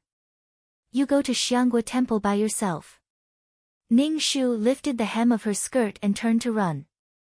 Before she could take 2 steps, a bright sword blocked her way. It made her feel very nervous. He said to Yan Nanzhu, Alliance leader, "As the leader of the martial arts world, you can't be like those men and want my body, right?" Yan Nanzhu's face instantly twisted. She said with disdain, "I won't have any feelings for a demon like you. I'm particular about mutual love." "That's good. I was afraid you would be bewitched by my beauty and do something stupid," Ning Shu said happily. Yan Nanzhu was speechless. Ning Shu really didn't want to stay with Yan Nanzhu because Yan Nanzhu wanted him to walk to Xianghua Temple. Ning Shu didn't know where Xianghua Temple was, but after walking for a few days, Ning Shu couldn't walk anymore. His feet had blisters and he felt terrible. She suspected that this guy was deliberately torturing her because he couldn't stand a demon like her. "Why don't we get a carriage?" Ning Shu asked Yan Nanzhu while panting. Yan Nanzhu was expressionless. She wiped the sweat on her face and said, "I came out in a hurry and didn't bring any money. Besides, why would I bring money to encircle the demon sect?" Ning Shu said, "Why don't you sell your skills and make some money? We can pretend to be brother and sister. We won't have any money to travel when we look for our relatives. You can go play a big knife and do a good job. Maybe you can even get some money. Yan Nanju's face turned serious. She looked very dignified and righteous. Martial arts are used to maintain the stability of the martial arts world, not for this. I'm the alliance leader of the martial arts world. I can't ruin the reputation of the martial arts world. Ning Shu was speechless. She was so serious that it was too rigid. I'll let you live the life of an ordinary person and experience how difficult it is. You people of the demon sect kill people without batting an eye. These ordinary people are innocent. Yan Nanju looked at Ning Shu. Your nature is not bad. Why did you become the saintess of the demon sect and help the evildoers? Ning Shu was speechless. Get lost. I don't want to talk to you. When Ning Shu arrived at the foot of Xianghua Temple, he was already using crutches. His shoes were so broken that 3 of his toes were exposed. Ning Shu's face was covered in a layer of dust and he was in a sorry state. Ning Shu's heart ached. This was the result of not being able to fight. If he had martial arts, he would have fought with Yan Nanju and left. He wouldn't have bitterly followed Yan Nanju to Xianghua Temple. Did Gong Wumei say where you'll meet up? Yan Nanju asked. Yan Nanju was also in a sorry state. Her blue clothes were covered in mud, and the color of her shoes couldn't be seen. Her hair was so dirty that it stuck together. In any case, she looked very sloppy. Ning Shu said indifferently, Gong Wumei didn't tell me where we'll meet up. Are we going to wait at Xianghua Temple? Yan Nanju nodded. Then, Ning Shu asked, if Gong Wumei comes, are you going to leave with Gong Wumei and do evil things with Gong Wumei?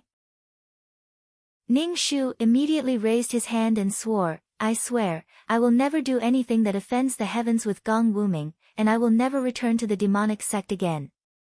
Otherwise, I will die a horrible death. Alliance Master, is this okay? Along the way, Ning Shu swore countless times. Ning Shu and Yan Nanju stayed at Xianghua Temple. Ning Shu finally took a bath and poked the blisters on his feet with a needle. Suddenly, the door opened with a bang. Ning Shu, who was holding the needle, trembled and stabbed his flesh. Damn it! Ning Shu raised his head in anger and saw Gong Wumei standing at the door. His aura was violent, his eyes were malicious, and his lips were purple. He looked at Ning Shu with bloodshot eyes. Bitch, how dare you poison me? Gong Wumei's voice was cold and shocked.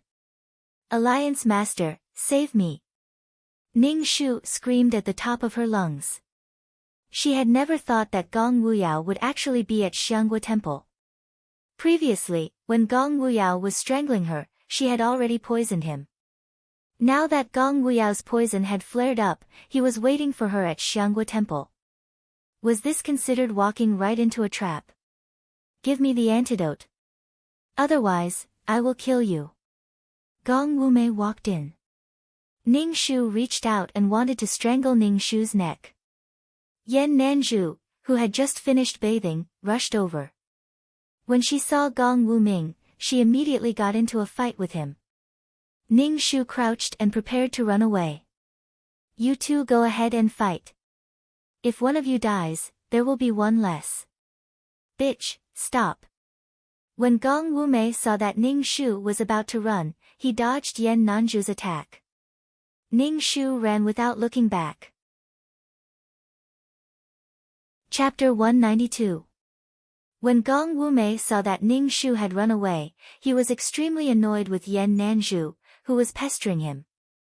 He roared angrily, get lost. With that, he chased after Ning Shu. Gong Wumei, as long as I, Yan Nanju, am here today, you can forget about escaping from my hands. Yan Nanju blocked Gong Wumei's path, and the two of them tangled in a fight. However, Ning Shu, who had run away, ran back. When Gong Wumei saw Ning Shu coldly shouted, give me the antidote. Ning Shu ignored him. Instead, he watched as a group of people entered the courtyard. The leader gritted his teeth and looked at Ning Shu. His voice was low and filled with hatred as he shouted, Mu Yen Luo. Hello, Your Highness. What a coincidence. Are you also here to offer incense? Ning Shu greeted Luo Zhenyan with a smile. He really felt like he was going to die. Why did he have to meet this guy?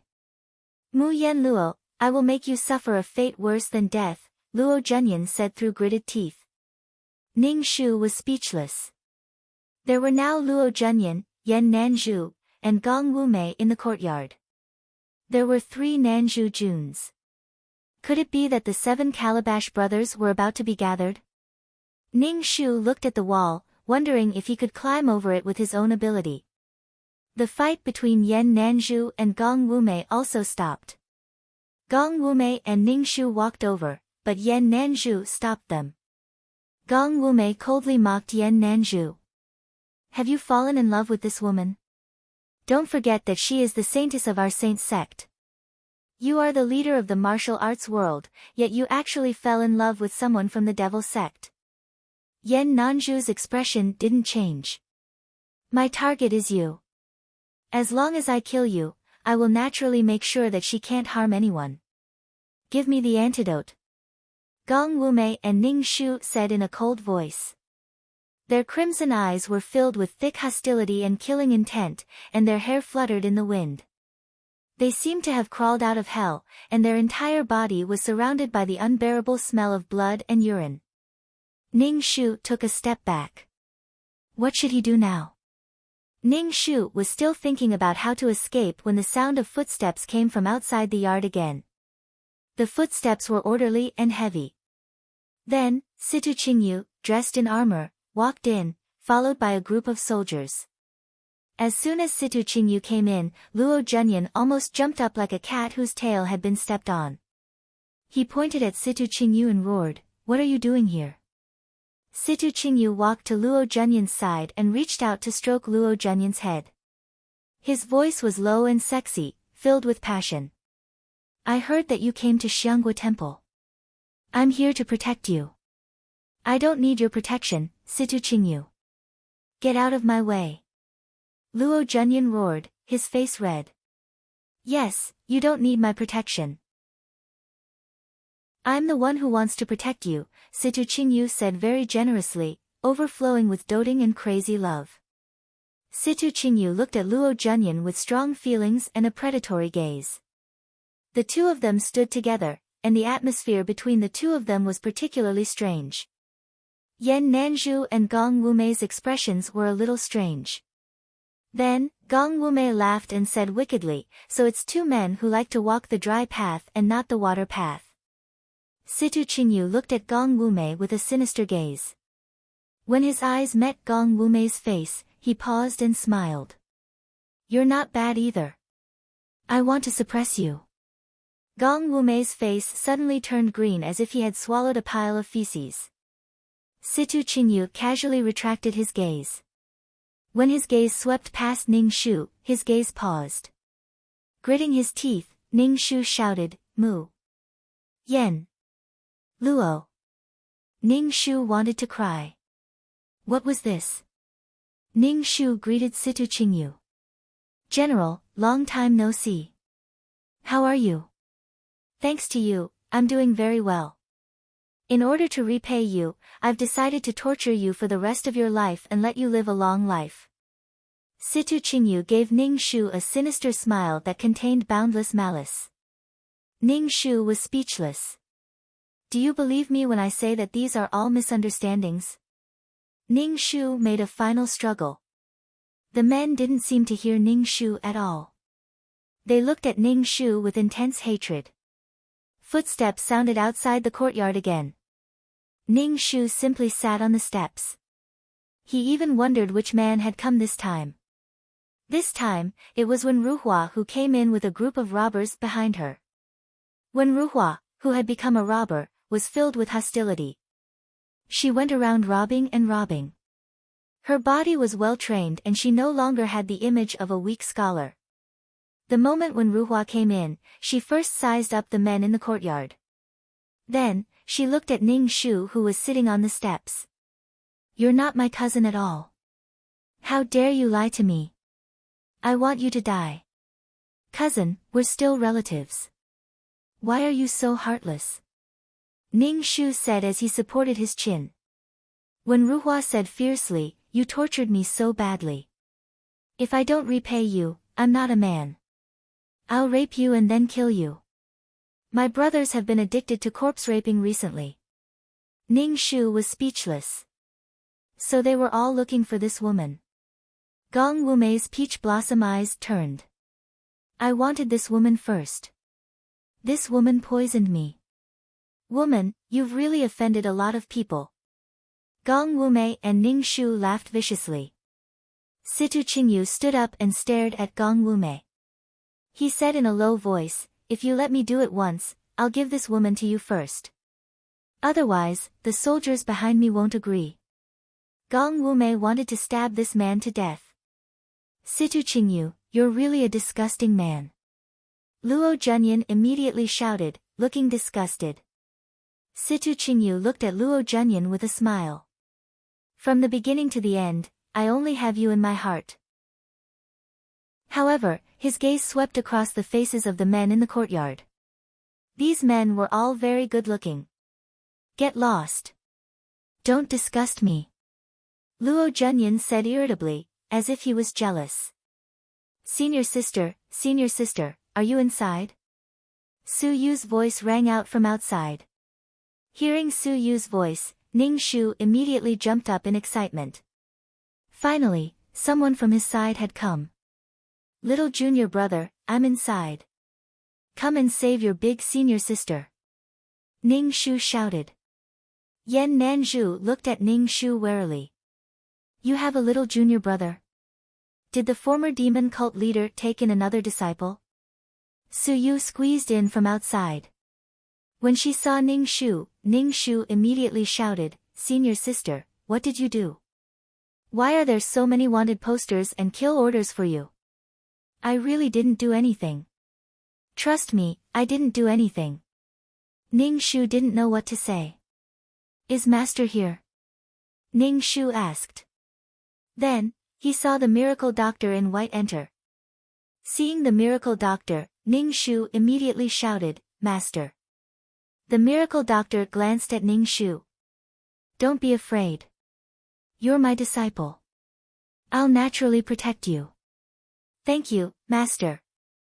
Ning Shu smiled at the miracle doctor. The men looked at the miracle doctor unkindly. The miracle doctor looked indifferent as if he didn't see them. Seems like I'm late. A clear and sexy voice rang out. Chapter 193.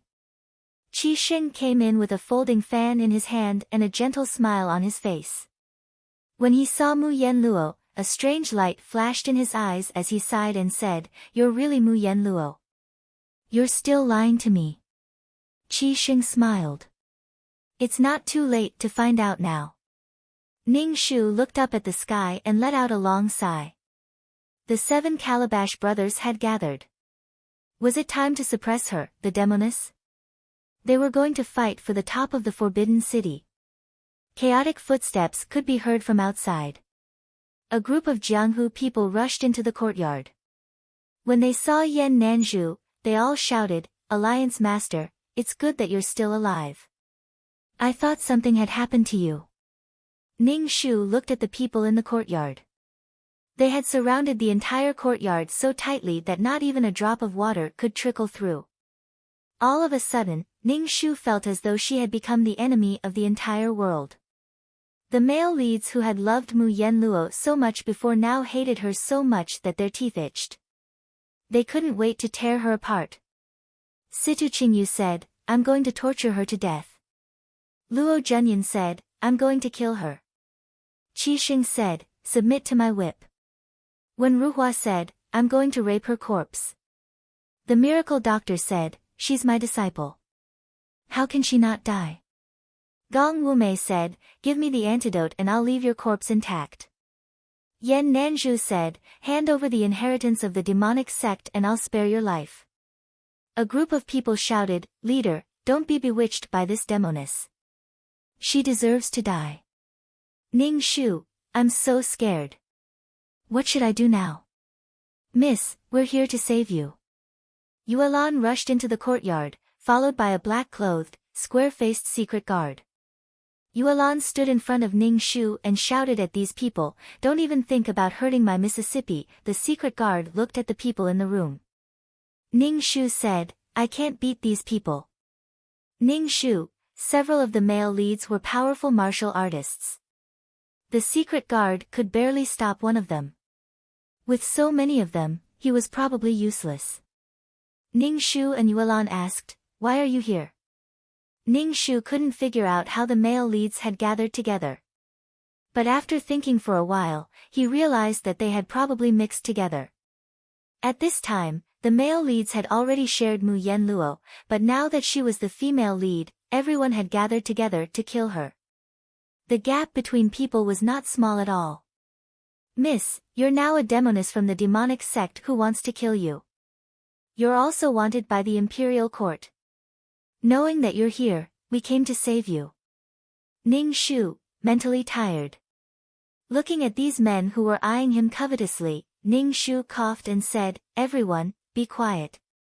I want to say something." Ning Shu was about to go down the stairs when he missed a step. With a thud, the back of his head hit the stairs. Then, he instantly felt his soul eject from his body. Ning Shu floated in the air, looking at Mu Yenluo's lifeless body and the blood flowing out from the back of her head. "Ning Shu, what the fuck, she died just like that. She died just like that. In any case, she could at least drag someone down with her. This kind of death was worthless." Miss. Yuelan hugged Mu Yenluo's body and shook it. Senior sister.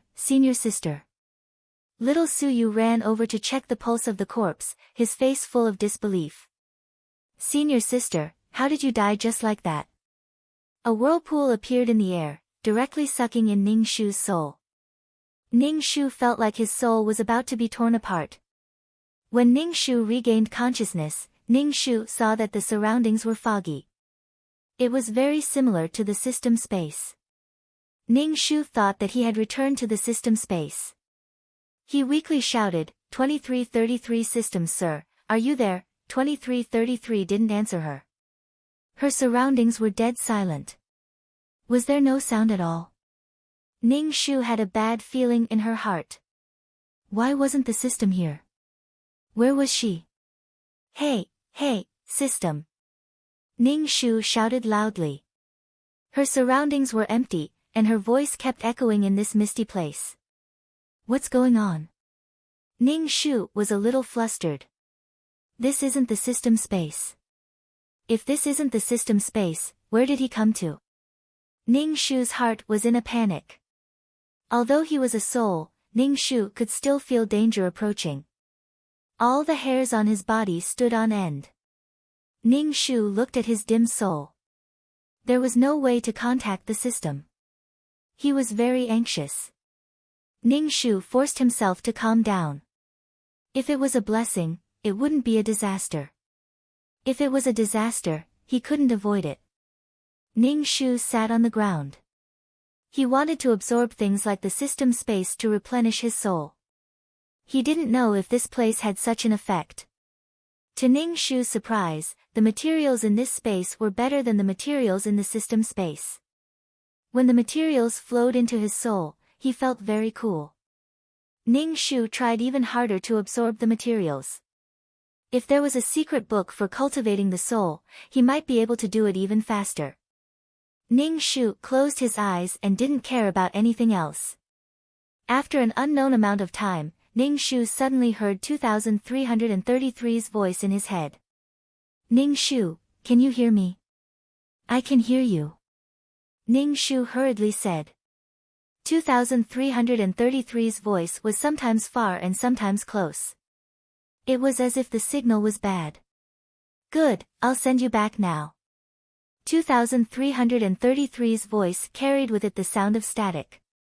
It was as if something was interfering with it. Before Ning Shu could react, it was as if his consciousness was taken away. He didn't know anything. So weak.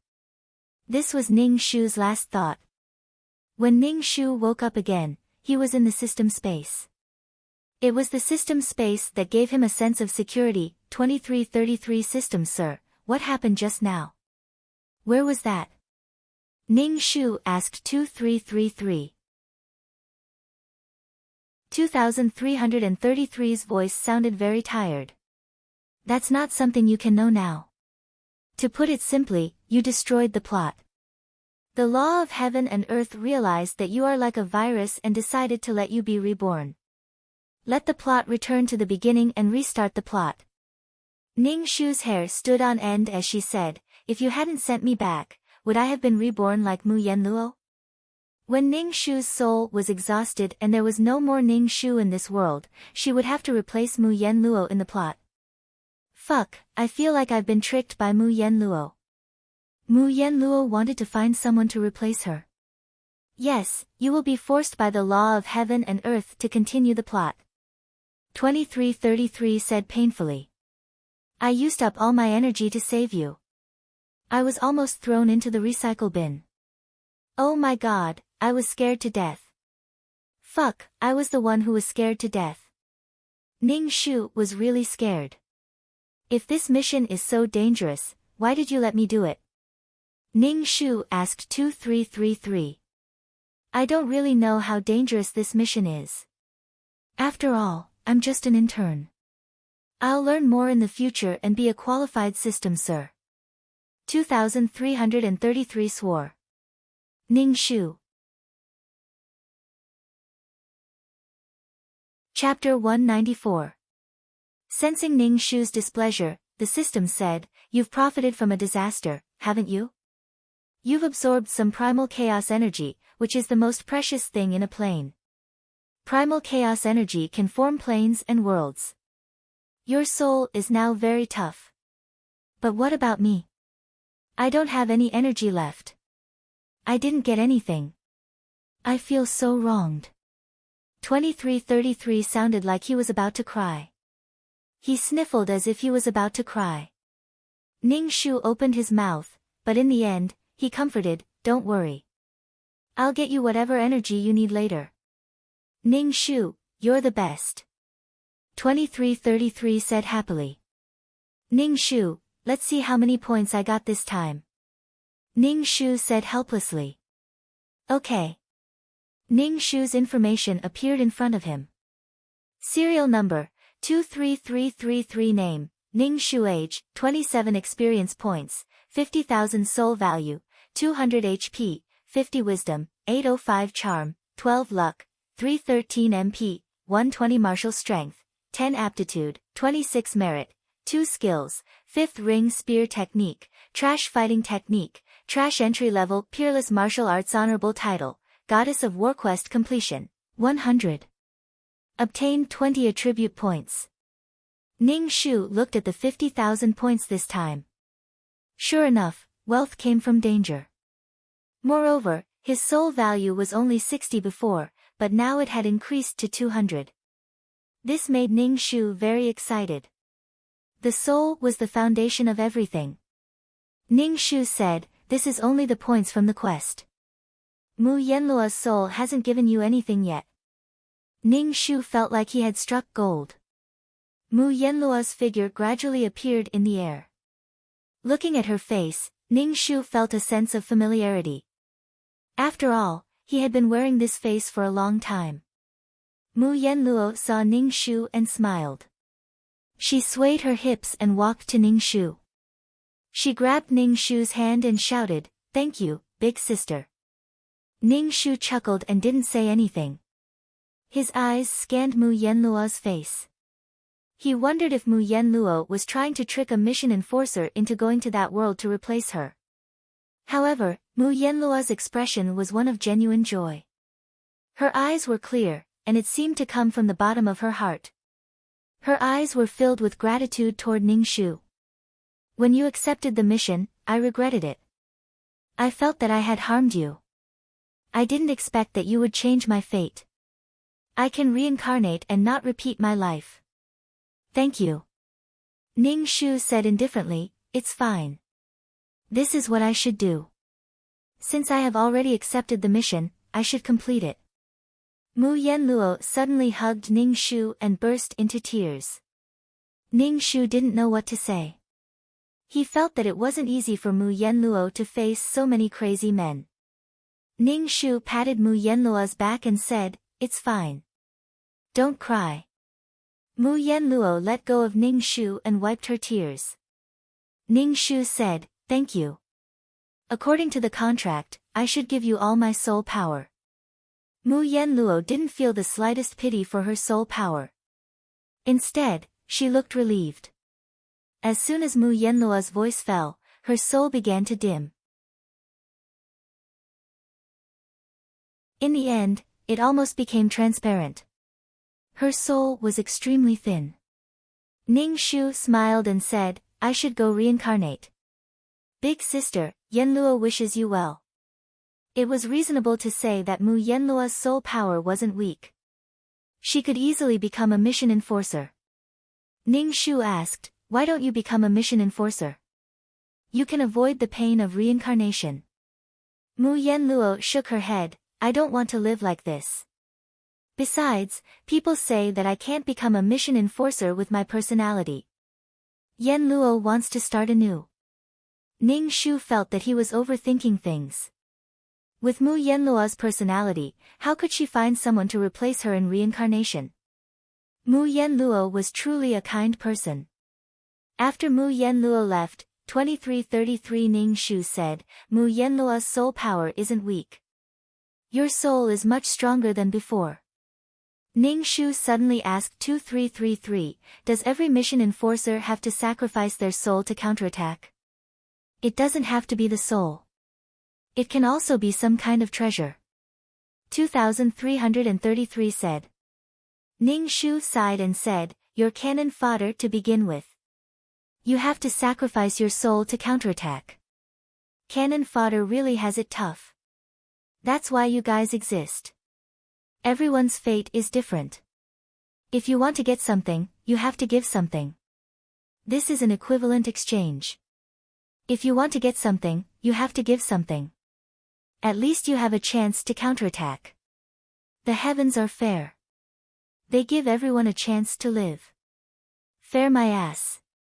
Ning Shu asked again, "What will happen to that world if Mu Yenluo disappears?" 2333 said, "The laws of that world will automatically repair itself. This kind of repeated plot is a phenomenon of chaos. Without a new plot, everything will change. But this world is stagnant.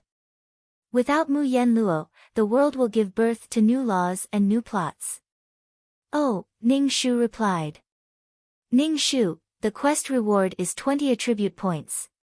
Where do you want to put them?" 2333 asked Ning Shu dutifully. Ning Shu thought for a moment.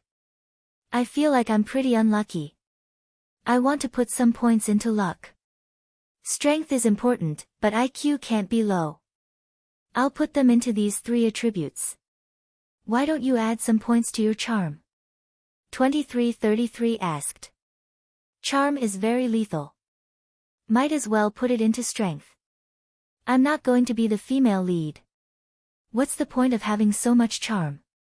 Strength is the most convenient way to break through tricks." 2333, "Are you still a woman?" Then, Ning Shu's status panel changed. Number, 23333 level, 2, noob, name, Ning Shu age, 27 experience points, 50,000 soul points, 200100 HP, 50 wisdom, 855 charm, 3 luck, 3410 spirit, 120 strength, 105 aptitude, 26 merit, 2 skills, 5 ring spear technique, trash fighting technique, trash entry to peerless martial arts honorary title. Goddess of Warning Shu steeled her heart and added 10 points to her luck, then added 5 points to her intelligence and martial strength. "Don't do the quest first. I'll rest first. This quest is really too annoying." Ning Shu had never been so tired. One lunatic was already unbearable, let alone so many lunatics. And he almost couldn't make it back. Is there any secret book for cultivating the soul? I'll exchange for one. Ning Shu said 2333. It would be great if there was a secret book for cultivating the soul. Relying on this kind of low-level cultivation method, the soul couldn't be strengthened. Your level is too low. You can't open the shop. 2333 rejected Ning Shu and suddenly said, "Oh right, you bought the aphrodisiac from me last time. I haven't deducted your points yet." Ning Shu.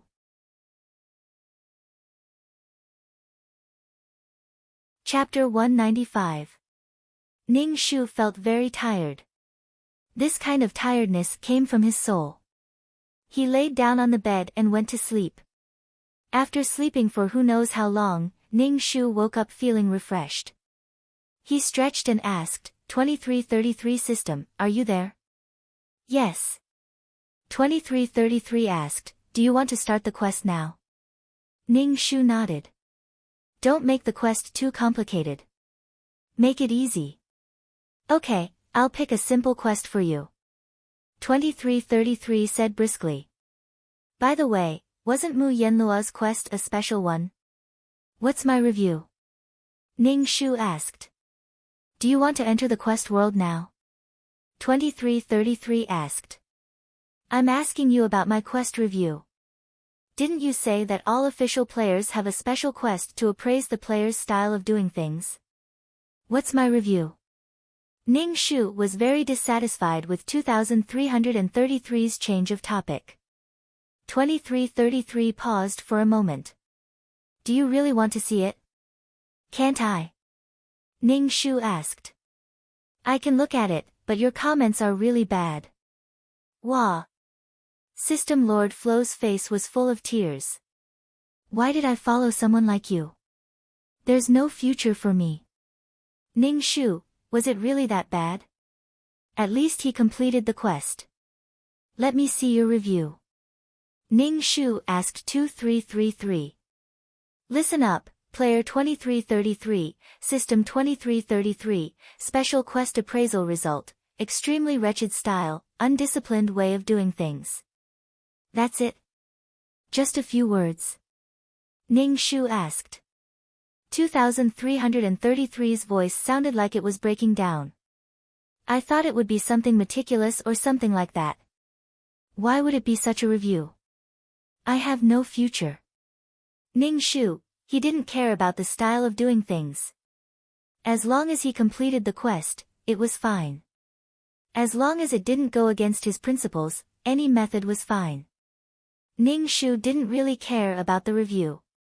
He asked 2333, have you picked the quest? I'll go do it. Okay, I've picked a very simple mission this time. Take a good rest, 2333 said obediently. Ning Shu grunted. Next, he felt a wave of dizziness. However, he quickly recovered. Most likely, it was due to his soul becoming stronger. Ning Shu opened his eyes. His surroundings were very dark, and there were only 2 lit candles. Ning Shu saw a girl sitting opposite him, and 2 other girls were sitting beside her, forming a square. The 3 girls' faces were dark under the dim candlelight, and their faces were filled with nervousness and fear. This terrifying atmosphere made Ning Shu have a bad feeling.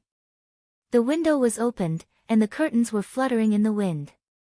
Ning Shu felt that he was holding something like a pen in his hand, and his hand was being pulled by an external force to draw circles. Ning Shu looked down and saw a piece of white paper on the table. There were 2 simple words written on the white paper, yes and no. The tip of the pencil was drawing circles on the white paper. Fuck, these naughty kids are playing this kind of game. Ning Shu wanted to pull his hand back, but his hand didn't seem to listen to him. It was drawing circles faster and faster. The girl sitting opposite Ning Shu said in a trembling voice, the pen spirit is here. There really is a pen spirit. Ning Shu. The window was fluttering back and forth in the wind, making a loud noise. Ning Shu felt a cold aura approaching. Ning Shu's hair stood on end, and even his breathing became difficult. It was as if someone had pushed him into water. The sticky and wet feeling made Ning Shu very uncomfortable. Ning Shu didn't even dare to look around, afraid that he would see something that would scare him to death. Ning Shu could feel that something else had appeared in the room. He wasn't sure if it was the pen spirit. Ning Shu swallowed a mouthful of saliva, and the blood in his body seemed to have frozen. This was the easy mission 2333 mentioned. He even told her to rest. Fuck, such an exciting and adrenaline-pumping activity was called an easy mission? Ning Shu felt that this thing was standing right next to him. He could even feel something dripping on his body. Ning Shu was so scared that his eyes almost rolled back in his head. Then, the feeling subsided a little, and he guessed that this thing had temporarily left his side. Ning Shu wanted to cry. The girl sitting opposite Ning Shu asked first, Pen Spirit, please tell me, will Qing Yuan and I have a future? Will we be together in the future? The pen paused for a moment, and finally stopped on the yes option. The girl who asked the question immediately smiled. Her face was blushing, and under the dim candlelight, it looked very strange. With the previous person's demonstration, the girl sitting on Ning Shu's left immediately asked, Pen Spirit, please tell me, will I become a superstar in the future? The pen spun and finally stopped on the yes option, and the girl's face lit up. After the two girls asked their questions, Ning Shu felt the chill in the room increase, and goosebumps appeared all over his body. However, when he saw that the other girls didn't feel anything, Ning Shu suspected that his soul power had increased, and his senses had become sharper. At this moment, Ning Shu wished that he didn't have such sharp senses. Pen Spirit, please tell me, will the person I like also like me? The girl on the right asked, looking at the pen expectantly. The pen spun and finally stopped on the no option. The girl's face suddenly became dispirited, and she looked at the girl who asked the first question with an undetectable jealousy. After the three girls finished asking their questions, only Ning Shu didn't ask. The three girls looked at Ning Shu, and Ning Shu felt a cold aura close to him. It was as if someone was standing next to him, looking at him. The wet and sticky feeling came again. Ning Shu didn't know what to ask. He didn't know anything right now, and there was no plot in his mind. Ning Shu also knew that he had to ask, or this pen spirit wouldn't leave. Ning Shu cleared his throat and said, Pen Spirit, please tell me, will I earn a lot of money in the future? Ning Shu was just asking casually. The pen finally stopped on the yes option. Ning Shu didn't feel happy at all. Pen Spirit, that's all for today. Please take care, the girl opposite Ning Shu said solemnly. The spinning pen suddenly stopped. Ning Shu moved his hand, wanting to move the pen, but the pen seemed to be fixed by something. It couldn't move no matter how hard he tried. Seeing this, the other three girls panicked. The girl opposite Ning Shu had cold sweat dripping down her forehead. She hurriedly said, Pen Spirit, please take care. However, the pen still didn't move. The wind grew stronger, and the windows flapped loudly. The candles were blown out, and the room was pitch black, as if it was covered in thick black ink. Chapter 196. The room was so quiet that only the sound of each other's breathing could be heard. The four of them felt like they were being strangled and couldn't even scream. Ning Shu's back was drenched in cold sweat, and he could feel a chill seeping into his skin. Ning Shu said, Pen Spirit, please leave. The girl sitting across from Ning Shu also reacted. Pen Spirit, please leave. We'll continue tomorrow night. Please leave today. Ning Shu had a bad feeling in her heart. After some time, Ning Shu felt his hand lighten. He let go of the pen, and his whole body was drenched in sweat. With a click, the lights were turned on. Ning Shu felt that the light was too bright and covered his eyes with his hands. It took him a while to adjust to the strong light, but it made him feel at ease. Darkness was always strange and eerie. The person who turned on the lights was the girl sitting across from Ning Shu. She was very pretty and had a pair of bright eyes. At that moment, there was a hint of fear in her eyes, but compared to the three people lying on the table, she was in the best state. For a while, no one spoke. They were obviously frightened. It was so quiet that they could hear each other's heartbeats. Everyone stayed in silence. After a while, the girl who turned on the lights said, "Let's all wash up and go to bed." The girls showered and lay on their beds. Ning Shu lay on the bed and touched his heart. Damn it, he was so scared that he had a heart attack. Lin Qian, don't turn off the lights. I'm scared, the girl sleeping on the lower bunk under Ning Shu said in a trembling voice. I'm scared too, the other girl said. The girl named Lin Qian comforted them, it's okay. Pen's spirit is gone. Ning Shu curled up under the blankets. He felt very cold, as if his organs had been invaded by cold air. Why did they have to court death? After a while, Ning Shu felt his body warm up a little and began to accept the plot. The original owner's name was Zhuang Yutong. She was a new student in university this year. She was a girl from the countryside. She got into Z University with her excellent grades. Her tuition was half free. However, Zhuang Yutong's 3 roommates were all kids from the city. Every day, they would talk about cosmetics and boys.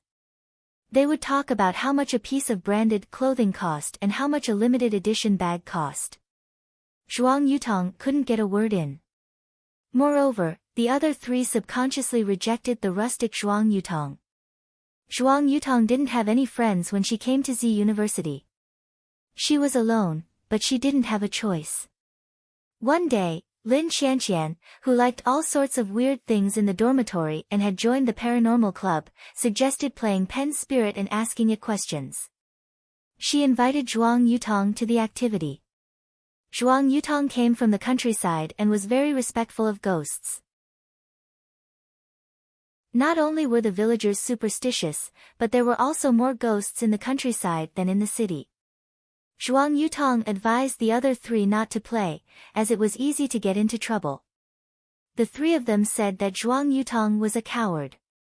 If she didn't want to play, she wouldn't be considered a member of the dormitory. Zhuang Yutong had no choice but to bite the bullet. After all, it didn't feel good to be ostracized. When they saw you, they would immediately stop talking and hide your things as if you were a thief. Zhuang Yutong wanted to fit in. Even if she couldn't, at least she wasn't ostracized. Then, the Pen spirit incident happened. But then, strange things happened. Many strange things happened in the dormitory. At night, there was always a ghost in front of the window. There were also strange sounds and blood coming out of the faucet. Only the 4 of them could hear these sounds. Every one of them was very unlucky and all sorts of things happened. Until one day, Zhang Yuyan, who wanted to be a superstar, jumped out of the dormitory window. This completely ignited the fear in the dormitory. Another girl, Su Manyu, blamed Lin Qian. She said that Zhang Yui's death was because she played with the Pen spirit and attracted a malicious spirit. After this happened, Lin Qian was under a lot of pressure. She complained to her boyfriend, Ji Qingyuan. Ji Qingyuan's family was rich. When he heard what happened to his girlfriend, he told Lin Qian that he should find a Taoist priest to catch the ghost. Before the Taoist priest could find her, Su Manyu got into trouble. She was hit by a flower pot that fell from the sky. She lay unconscious in the hospital and didn't wake up. The original owner, Zhuang Yutong, was very scared. She could clearly feel that there was a ghost behind this. It was very likely the Pen spirit. Zhuang Yutong wanted to go back to her hometown and find the witch in the village. But just as she decided to go back, she fell into the artificial lake at the university and died. Later, Lin Qian and Ji Qingyuan found a Taoist priest and caught the malicious spirit. When Lin Qian saw that her 3 roommates were all in trouble, she sighed at the fickleness of fate and the fragility of life. She decided to cherish her relationship with her boyfriend, Ji Qingyuan. Ning Shu was speechless. Fuck, the one who survived in the end was definitely the female lead. The female lead was courting death and the people who suffered were all cannon fodder. To be honest, this had a lot to do with Lin Qianqian. She was seeking excitement and curiosity, so she took such a risk. In the end, innocent people died. The female lead could just sigh and live her life as usual. The original owner's heart was not reconciled. She was originally a girl, and it was not easy for her to go to university. Her parents had supported her to become a university student with great difficulty, but she still had to endure the gossip of the villagers. They said that girls were people of other families, and that they would lose money to support her to go to university. Her family's situation wasn't good to begin with. It was already a miracle that she could go to university. But now, she was dead. This was a huge blow to her parents. She didn't know that such rumors would spread in the village. How were they going to live the rest of their lives? The original owner's wish was, she wanted to live. She couldn't be expelled. She wanted to finish university and live. She had to live. The original owner's wish was simple, very simple. She wanted to live while she was studying and not be killed by evil spirits. The problem was that everyone who participated in the Pen Spirit event would be in trouble, except for the female lead. Although the female lead would be injured, it would only be minor injuries that wouldn't be fatal. Ning Shu sighed. Wasn't it supposed to be a trip? Wasn't it supposed to be a simple mission? In the end, they ended up in a horror movie world. Ning Shu called out to the system in his mind. 2333, come out. I promise I'll beat you to death. Ning Shu, moi, what's wrong? 2333's voice was excited. Ning Shu's voice was as light as a feather. Why did you choose such a mission for me? Didn't I say that I wanted an easier mission? Isn't this mission easy? 2333 asked curiously. You don't have to do anything. You just have to live. You don't have to torture the scumbag. You don't have to fight for the male lead. You don't have to fight and kill.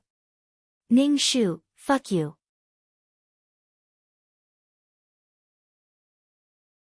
Chapter 197. Ning Shu listened as 2333 spoke without panting. He made it sound so easy, as if it was really an easy task. What kind of broken system was this? Ning Shu said, I'm scared. What are you scared of? 2333 sounded surprised. Ning Shu took a deep breath, I'm scared of ghosts.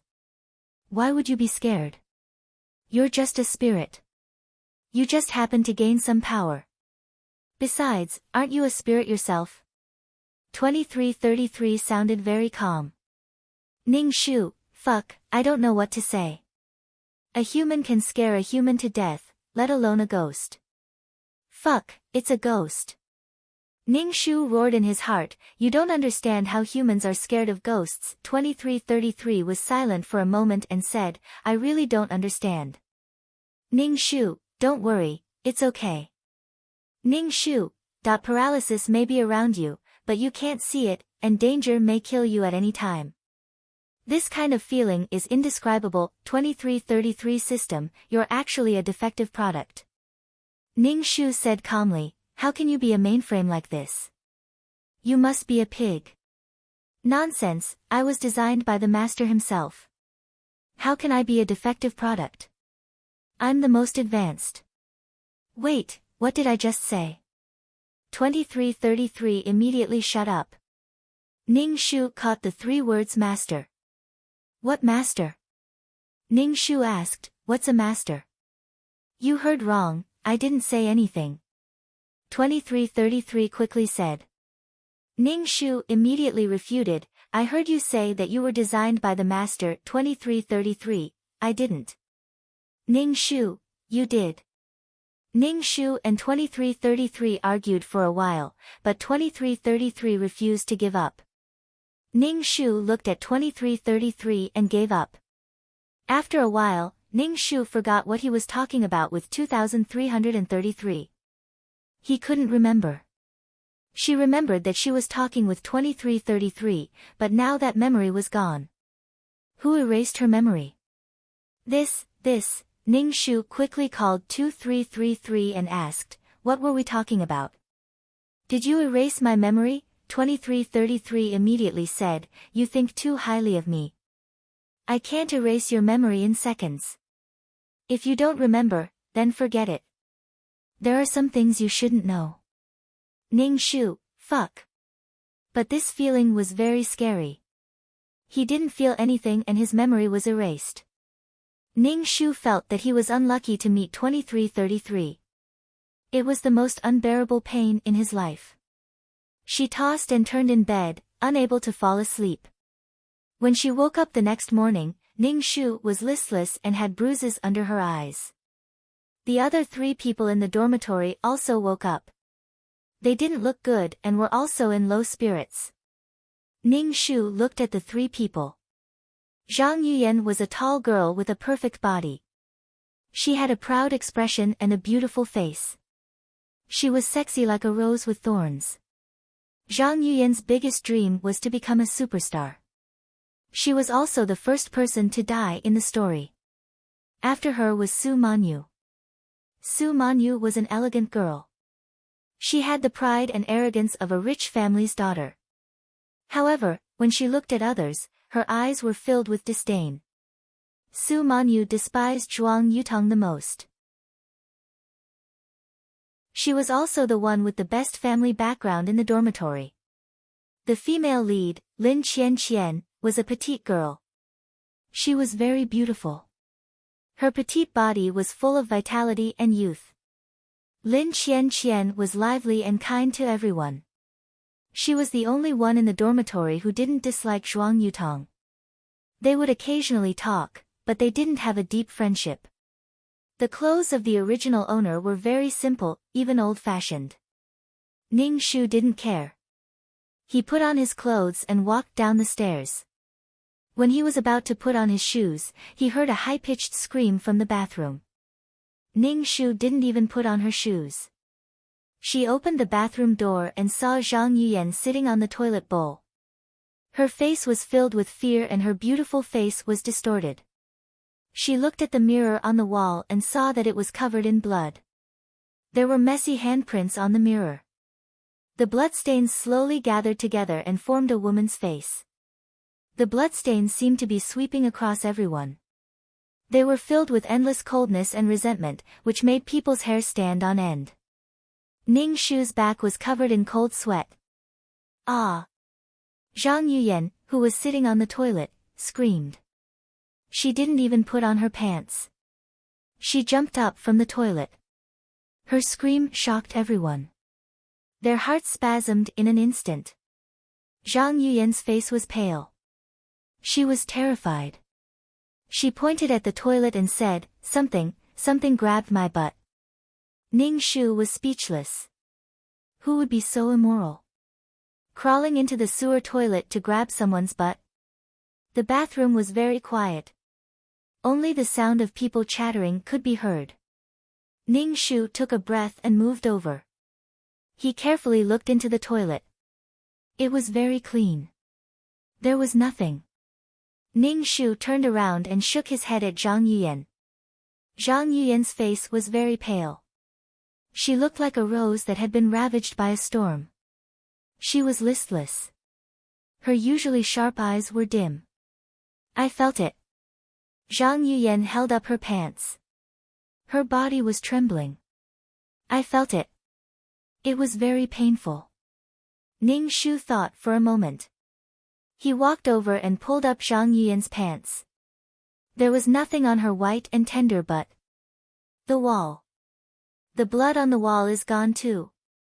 Lin Qian pointed at the mirror.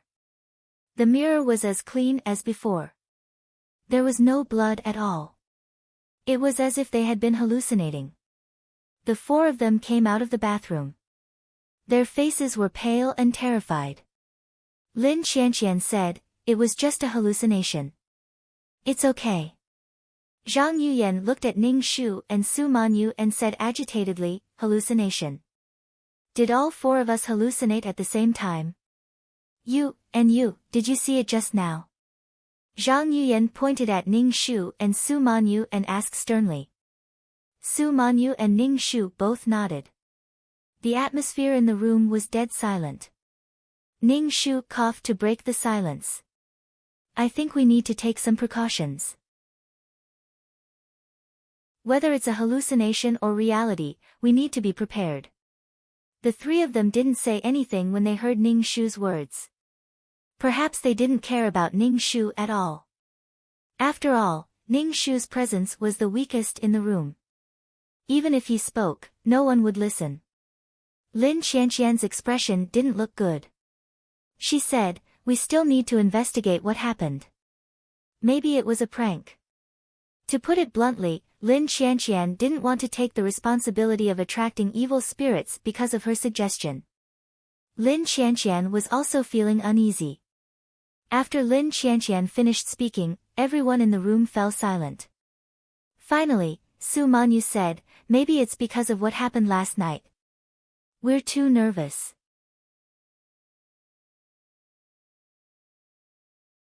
Chapter 198.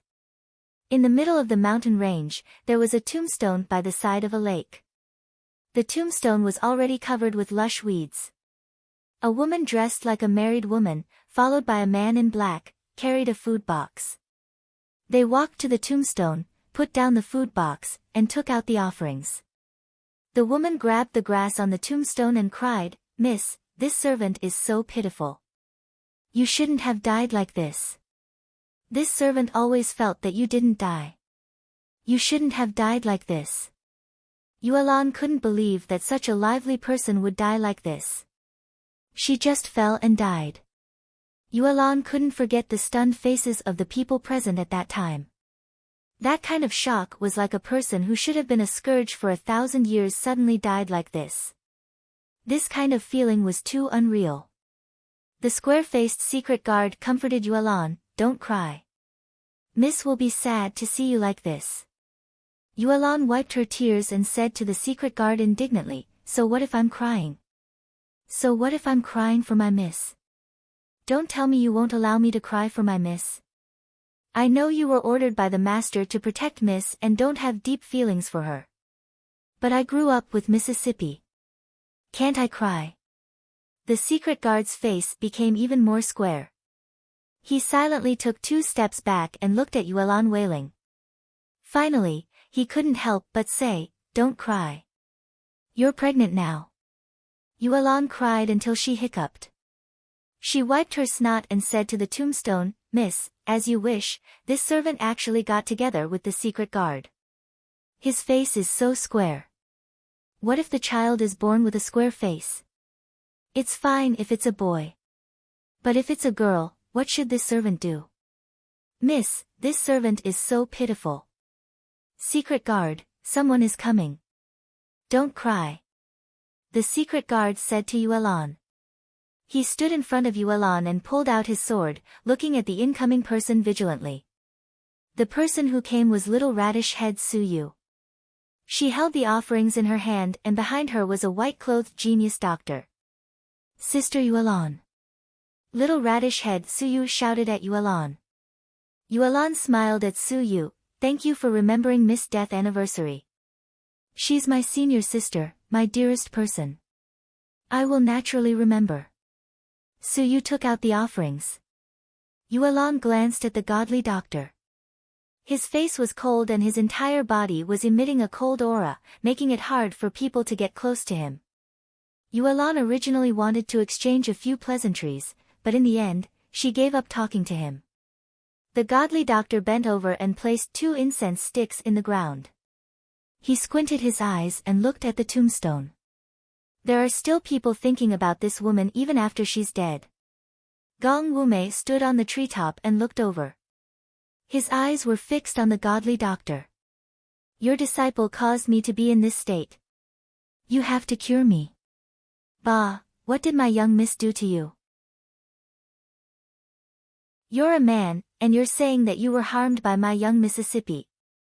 My young miss has a delicate body, how could she harm you? Can you have some shame? Yulan spat at Gong Wumei. Gong Wumei's peach blossom eyes swept over Yulan, causing the secret guard's nerves to tense up. He protected Yulan behind him and said to Yulan, others have angered him. Do you really want to compensate your family's young miss?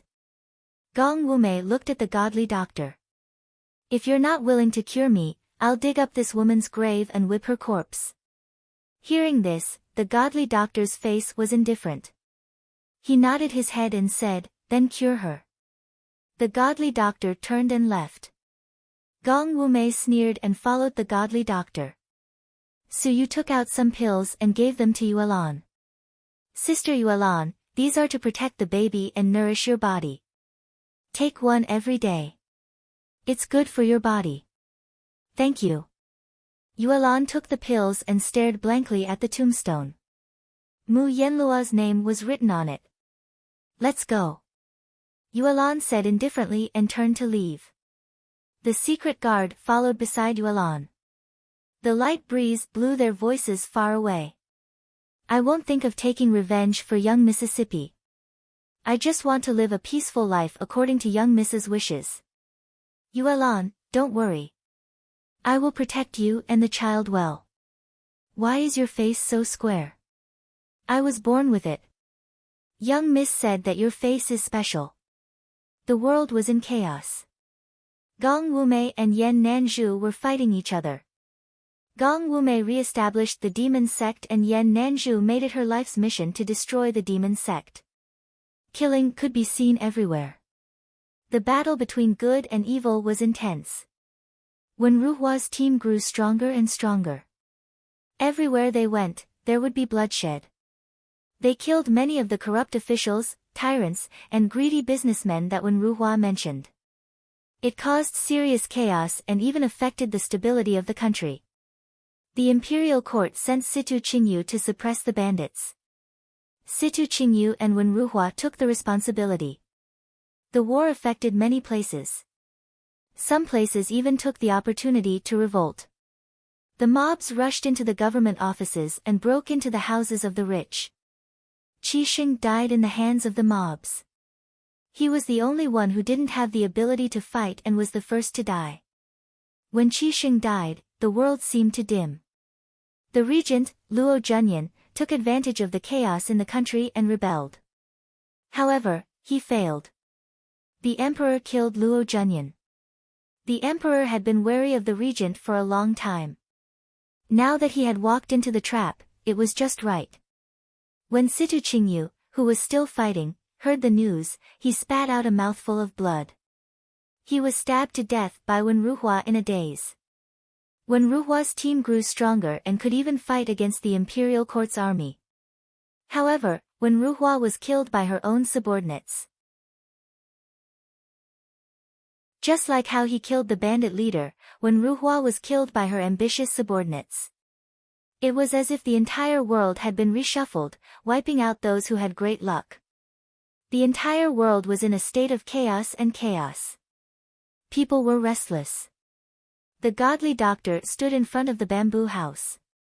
Suyu said to him, Master, I want to go out and practice medicine. Go. The godly doctor said indifferently. He looked up at the gray sky and said, Be careful. The people outside are not what they used to be. A child like you should be careful. Master, are you really going to let me go alone? I'm still a child. I want you to go with me so I can take care of you, Suyu said. The godly doctor said coldly, There's no need. It's not suitable for me to go out now. Doctors don't treat themselves. My body can't hold on for much longer. Master. Suyu looked at the godly doctor. I'm not going out. I want to stay and accompany you. The godly doctor looked at Suyu indifferently. His face was frighteningly pale, without a trace of blood. It was as if he was transparent. One could even see the blood flowing slowly in the veins at his temples. Master. Suyu cried out. Master, you'll be fine. Life and death are predestined. Heaven's will is unpredictable, the godly doctor said indifferently. He turned and walked into the house. From the corner of his eye, he saw a woman watering the herbs. She called out to him, "Master."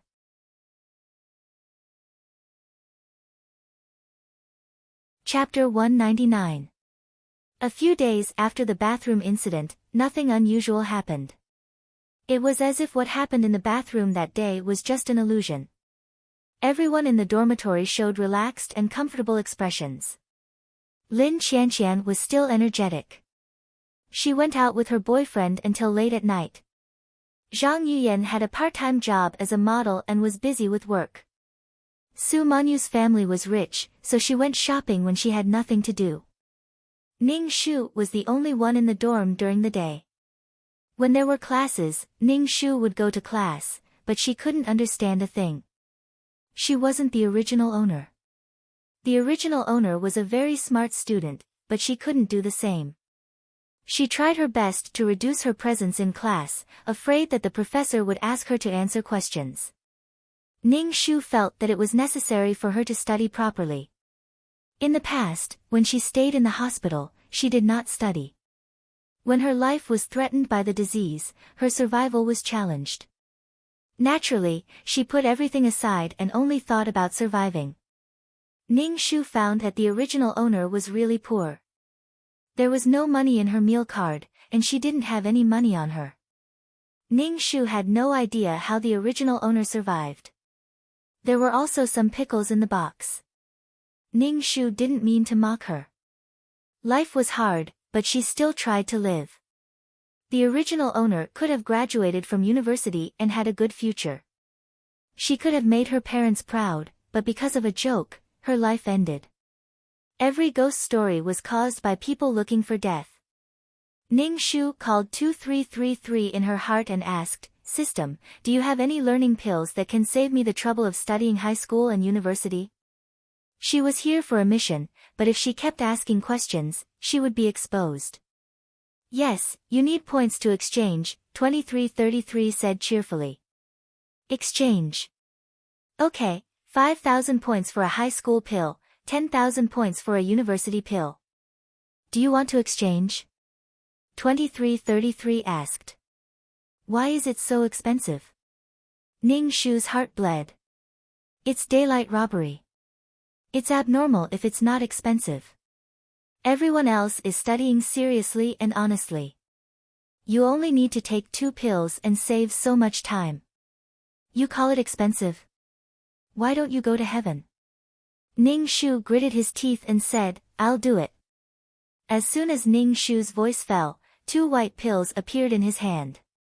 They were exactly the same as pills. He placed them at the tip of his nose and sniffed. There was no smell. Ning Shu hesitantly mixed the pills with water and swallowed them. He smacked his lips and didn't feel anything. He really didn't feel anything. Fake goods. Ning Shu was still suspecting that the medicine was fake when he started to feel dizzy. Then, the world started spinning. The side effects of this medicine were too great. Ning Shu endured the dizziness, climbed onto his bed, and fell unconscious on the bed. "Hey, Zhuang Yutong, wake up, wake up. Why are you sleeping in broad daylight? Wake up." Ning Shu was awakened by someone. When she opened her eyes, she saw a ferocious-looking man with disheveled hair and a pale face. His face had been slashed by a knife and was bleeding crimson blood. His pupils were dilated and somewhat empty, containing boundless and deep-rooted hatred. Ning Shu quickly sat up and hugged the blanket. He almost stuffed his fist into his mouth to stop himself from screaming. Ning Shu used the blanket to cover his head. Although it was a bit deceiving, Ning Shu really saw such a terrifying scene. Ning Shu shuddered as she felt the chill all around her. Waves of yin qi invaded her pores. "Oh my god, I'm so scared. Zhuang Yutong, what's wrong with you?" Zhang Yuyan pulled Ning Shu's blanket away. "Are you sick? If you're sick, go see a doctor." When Ning Shu saw Zhang Yuyan, he froze for a moment. He looked left and right, but didn't see the female ghost. It was said that when people woke up, it was easy to see things they weren't supposed to see. The position of the female ghost was where Zhang Yuyan was standing. Was this female ghost by Zhang Yuyan's side? Ning Shu wiped the cold sweat off his forehead. His heart was beating fast. If this happened a few more times, his heart wouldn't be able to take it. Zhang Yuyan looked at Ning Shu with disdain and said, Lin Qianqian said there's a party tonight. You should go too. What party? Ning Shu asked. She was invisible in this dorm. If there was an event, the three of them would never invite her. Zhang Yuyan was a little impatient. Whenever she was annoyed, a wisp of black fog would appear between her eyebrows. Zhang Yuyan looked at Ning Shu with disdain and said, It's just a normal university gathering. Do you want to go? Don't worry, I won't make you pay. Someone will pay for it. Ning Shu nodded and said, I'll go. Ning Shu was a bit scared to leave her alone in the dorm. Was the female ghost she saw just now the pen spirit? Ning Shu thought for a moment and asked, Zhang Yuyan, have you felt anything wrong recently? Like you're not feeling well? No, nothing at all. Zhang Yuyan crossed her arms and looked at Ning Shu arrogantly. Ning Shu couldn't see if the female ghost was still by Zhang Yuyan's side. Zhang Yuyan told Ning Shu about the party and left with her purse. Ning Shu's limbs were weak. He sat on the bed for a while before he got out of bed and went to the bathroom to wash his face. Ning Shu turned on the faucet. A pungent smell of rot instantly wafted out. Ning Shu looked down and saw dark red blood flowing out of the faucet. The smell was disgusting. Ning Shu threw the faucet out. The blood splashed on the wall, making the smell even worse. Ning Shu's scalp was going to explode. Out of the corner of his eye, he saw a woman slowly appear in the mirror. It was the same as what Ning Shu had seen before. Ning Shu immediately looked around. There was no one in the bathroom, but the female ghost in the mirror was still there. The knife marks on her face were slowly rotting until her face was unrecognizable. She opened her mouth and roared. She seemed to rush out of the mirror and jump at Ning Shu. Ning Shu used his hand to block and turned to run. Suddenly, he felt an extremely cold presence invade his body. It was so cold that his body was numb. Ning Shu's heart was filled with hatred. Motherfucker, I have no enmity with you, but you still want to harm innocent people after your death. You deserve to be beaten up by the Taoist priest. After a while, his body gradually recovered. Ning Shu opened the window to let in the sunlight. Even with the sunlight, Ning Shu still felt no warmth in his body. With this kind of yin qi invading his body, even if he wasn't pushed into the artificial lake, he wouldn't be able to survive for long. Ning Shu thought for a while.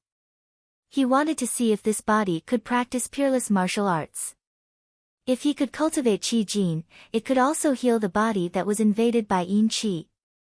To Ning Shu's surprise, although this body's aptitude wasn't very good, it was not as good as Mu Yenlua's in the previous world.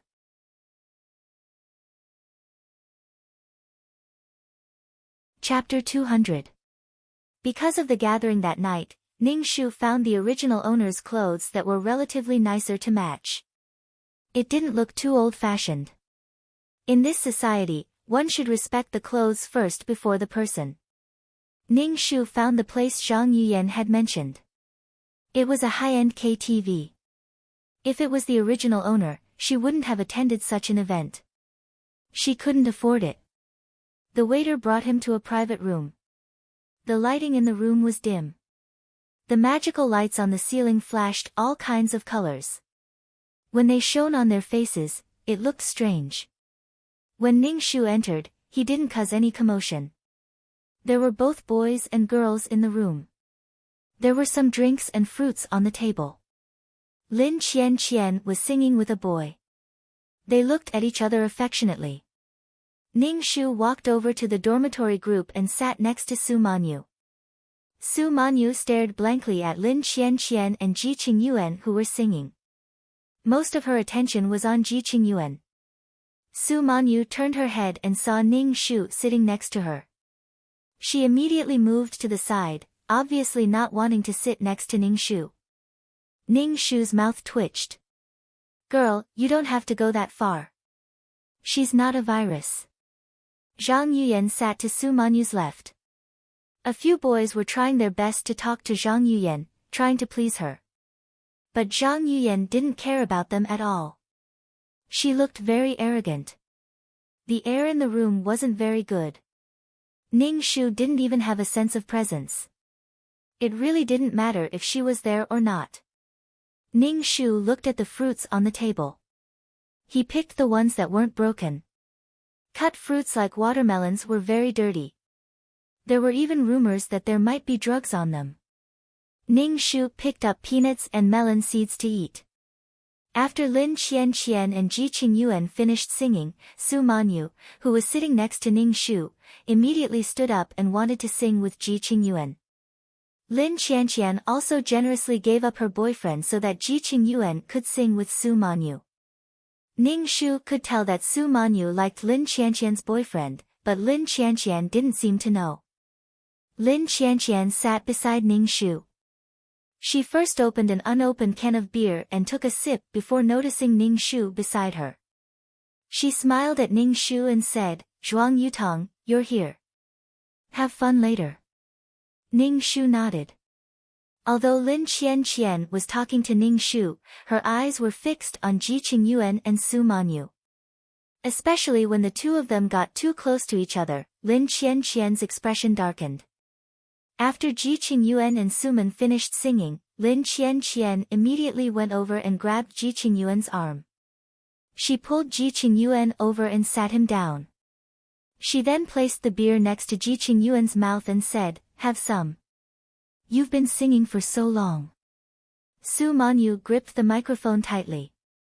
She stood there alone, watching the intimate scene between Lin Qianqian and Ji Qingyuan.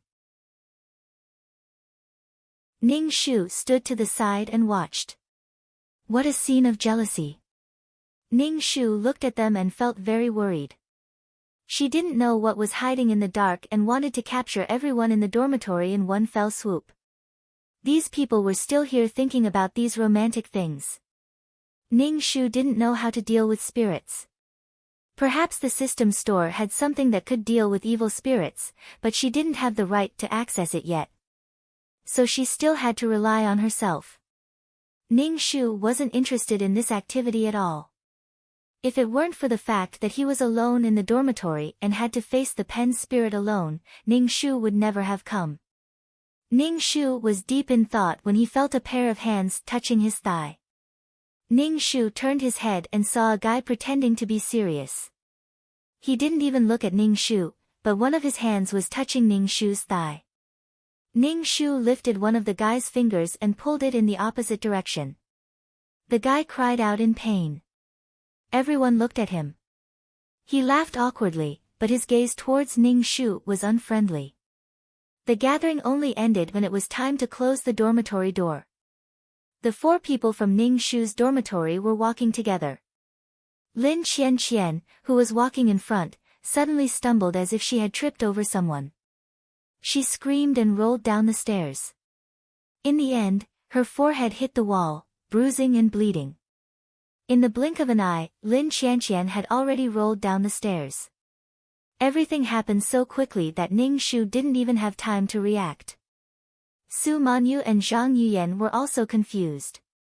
Ji Qingyuan, who was walking in front and talking to someone, ran back. He anxiously asked Lin Qianqian, "Qianqian, how are you?" "My head hurts. My legs hurt." Lin Qianqian wanted to move her legs, but the pain made her tear up. "Su Manyu, why did you push me?" Lin Qianqian asked Su Manyu as she endured the pain. Su Manyu was confused. She then said firmly, "I didn't push you. You rolled down the stairs yourself." Ji Qingyuan glared fiercely at Su Manyu. His handsome face was cold. "Did you push Qianqian?" "I didn't. I really didn't." Faced with Ji Qingyuan's questioning, Su Manyu felt wronged. I didn't push her. Why would I push her? I didn't do anything. Ji Qingyuan frowned and picked up Lin Qianqian. Blood flowed down Lin Qianqian's face. I clearly felt you push me from behind. You pushed me down. Lin Qianqian endured the pain. I really felt someone push me from behind. Manyu, why did you push me? Lin Qianqian seemed determined to get to the bottom of this. She didn't even care about the wound on her forehead. Su Manyu said in annoyance, I said I didn't do anything. Am I the kind of person who doesn't dare to admit what I did?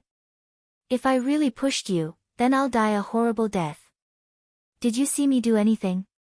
Su Manyu, Ning Shu, and Zhang Yuyan asked. Zhang Yuyan shook her head and said, everything happened too quickly. I only saw Lin Qianqian roll down the stairs. Ning Shu also shook her head. She felt like this thing was standing right next to them. Maybe it was next to her, or maybe it was next to Su Manyu, or maybe it was next to Zhang Yuyan.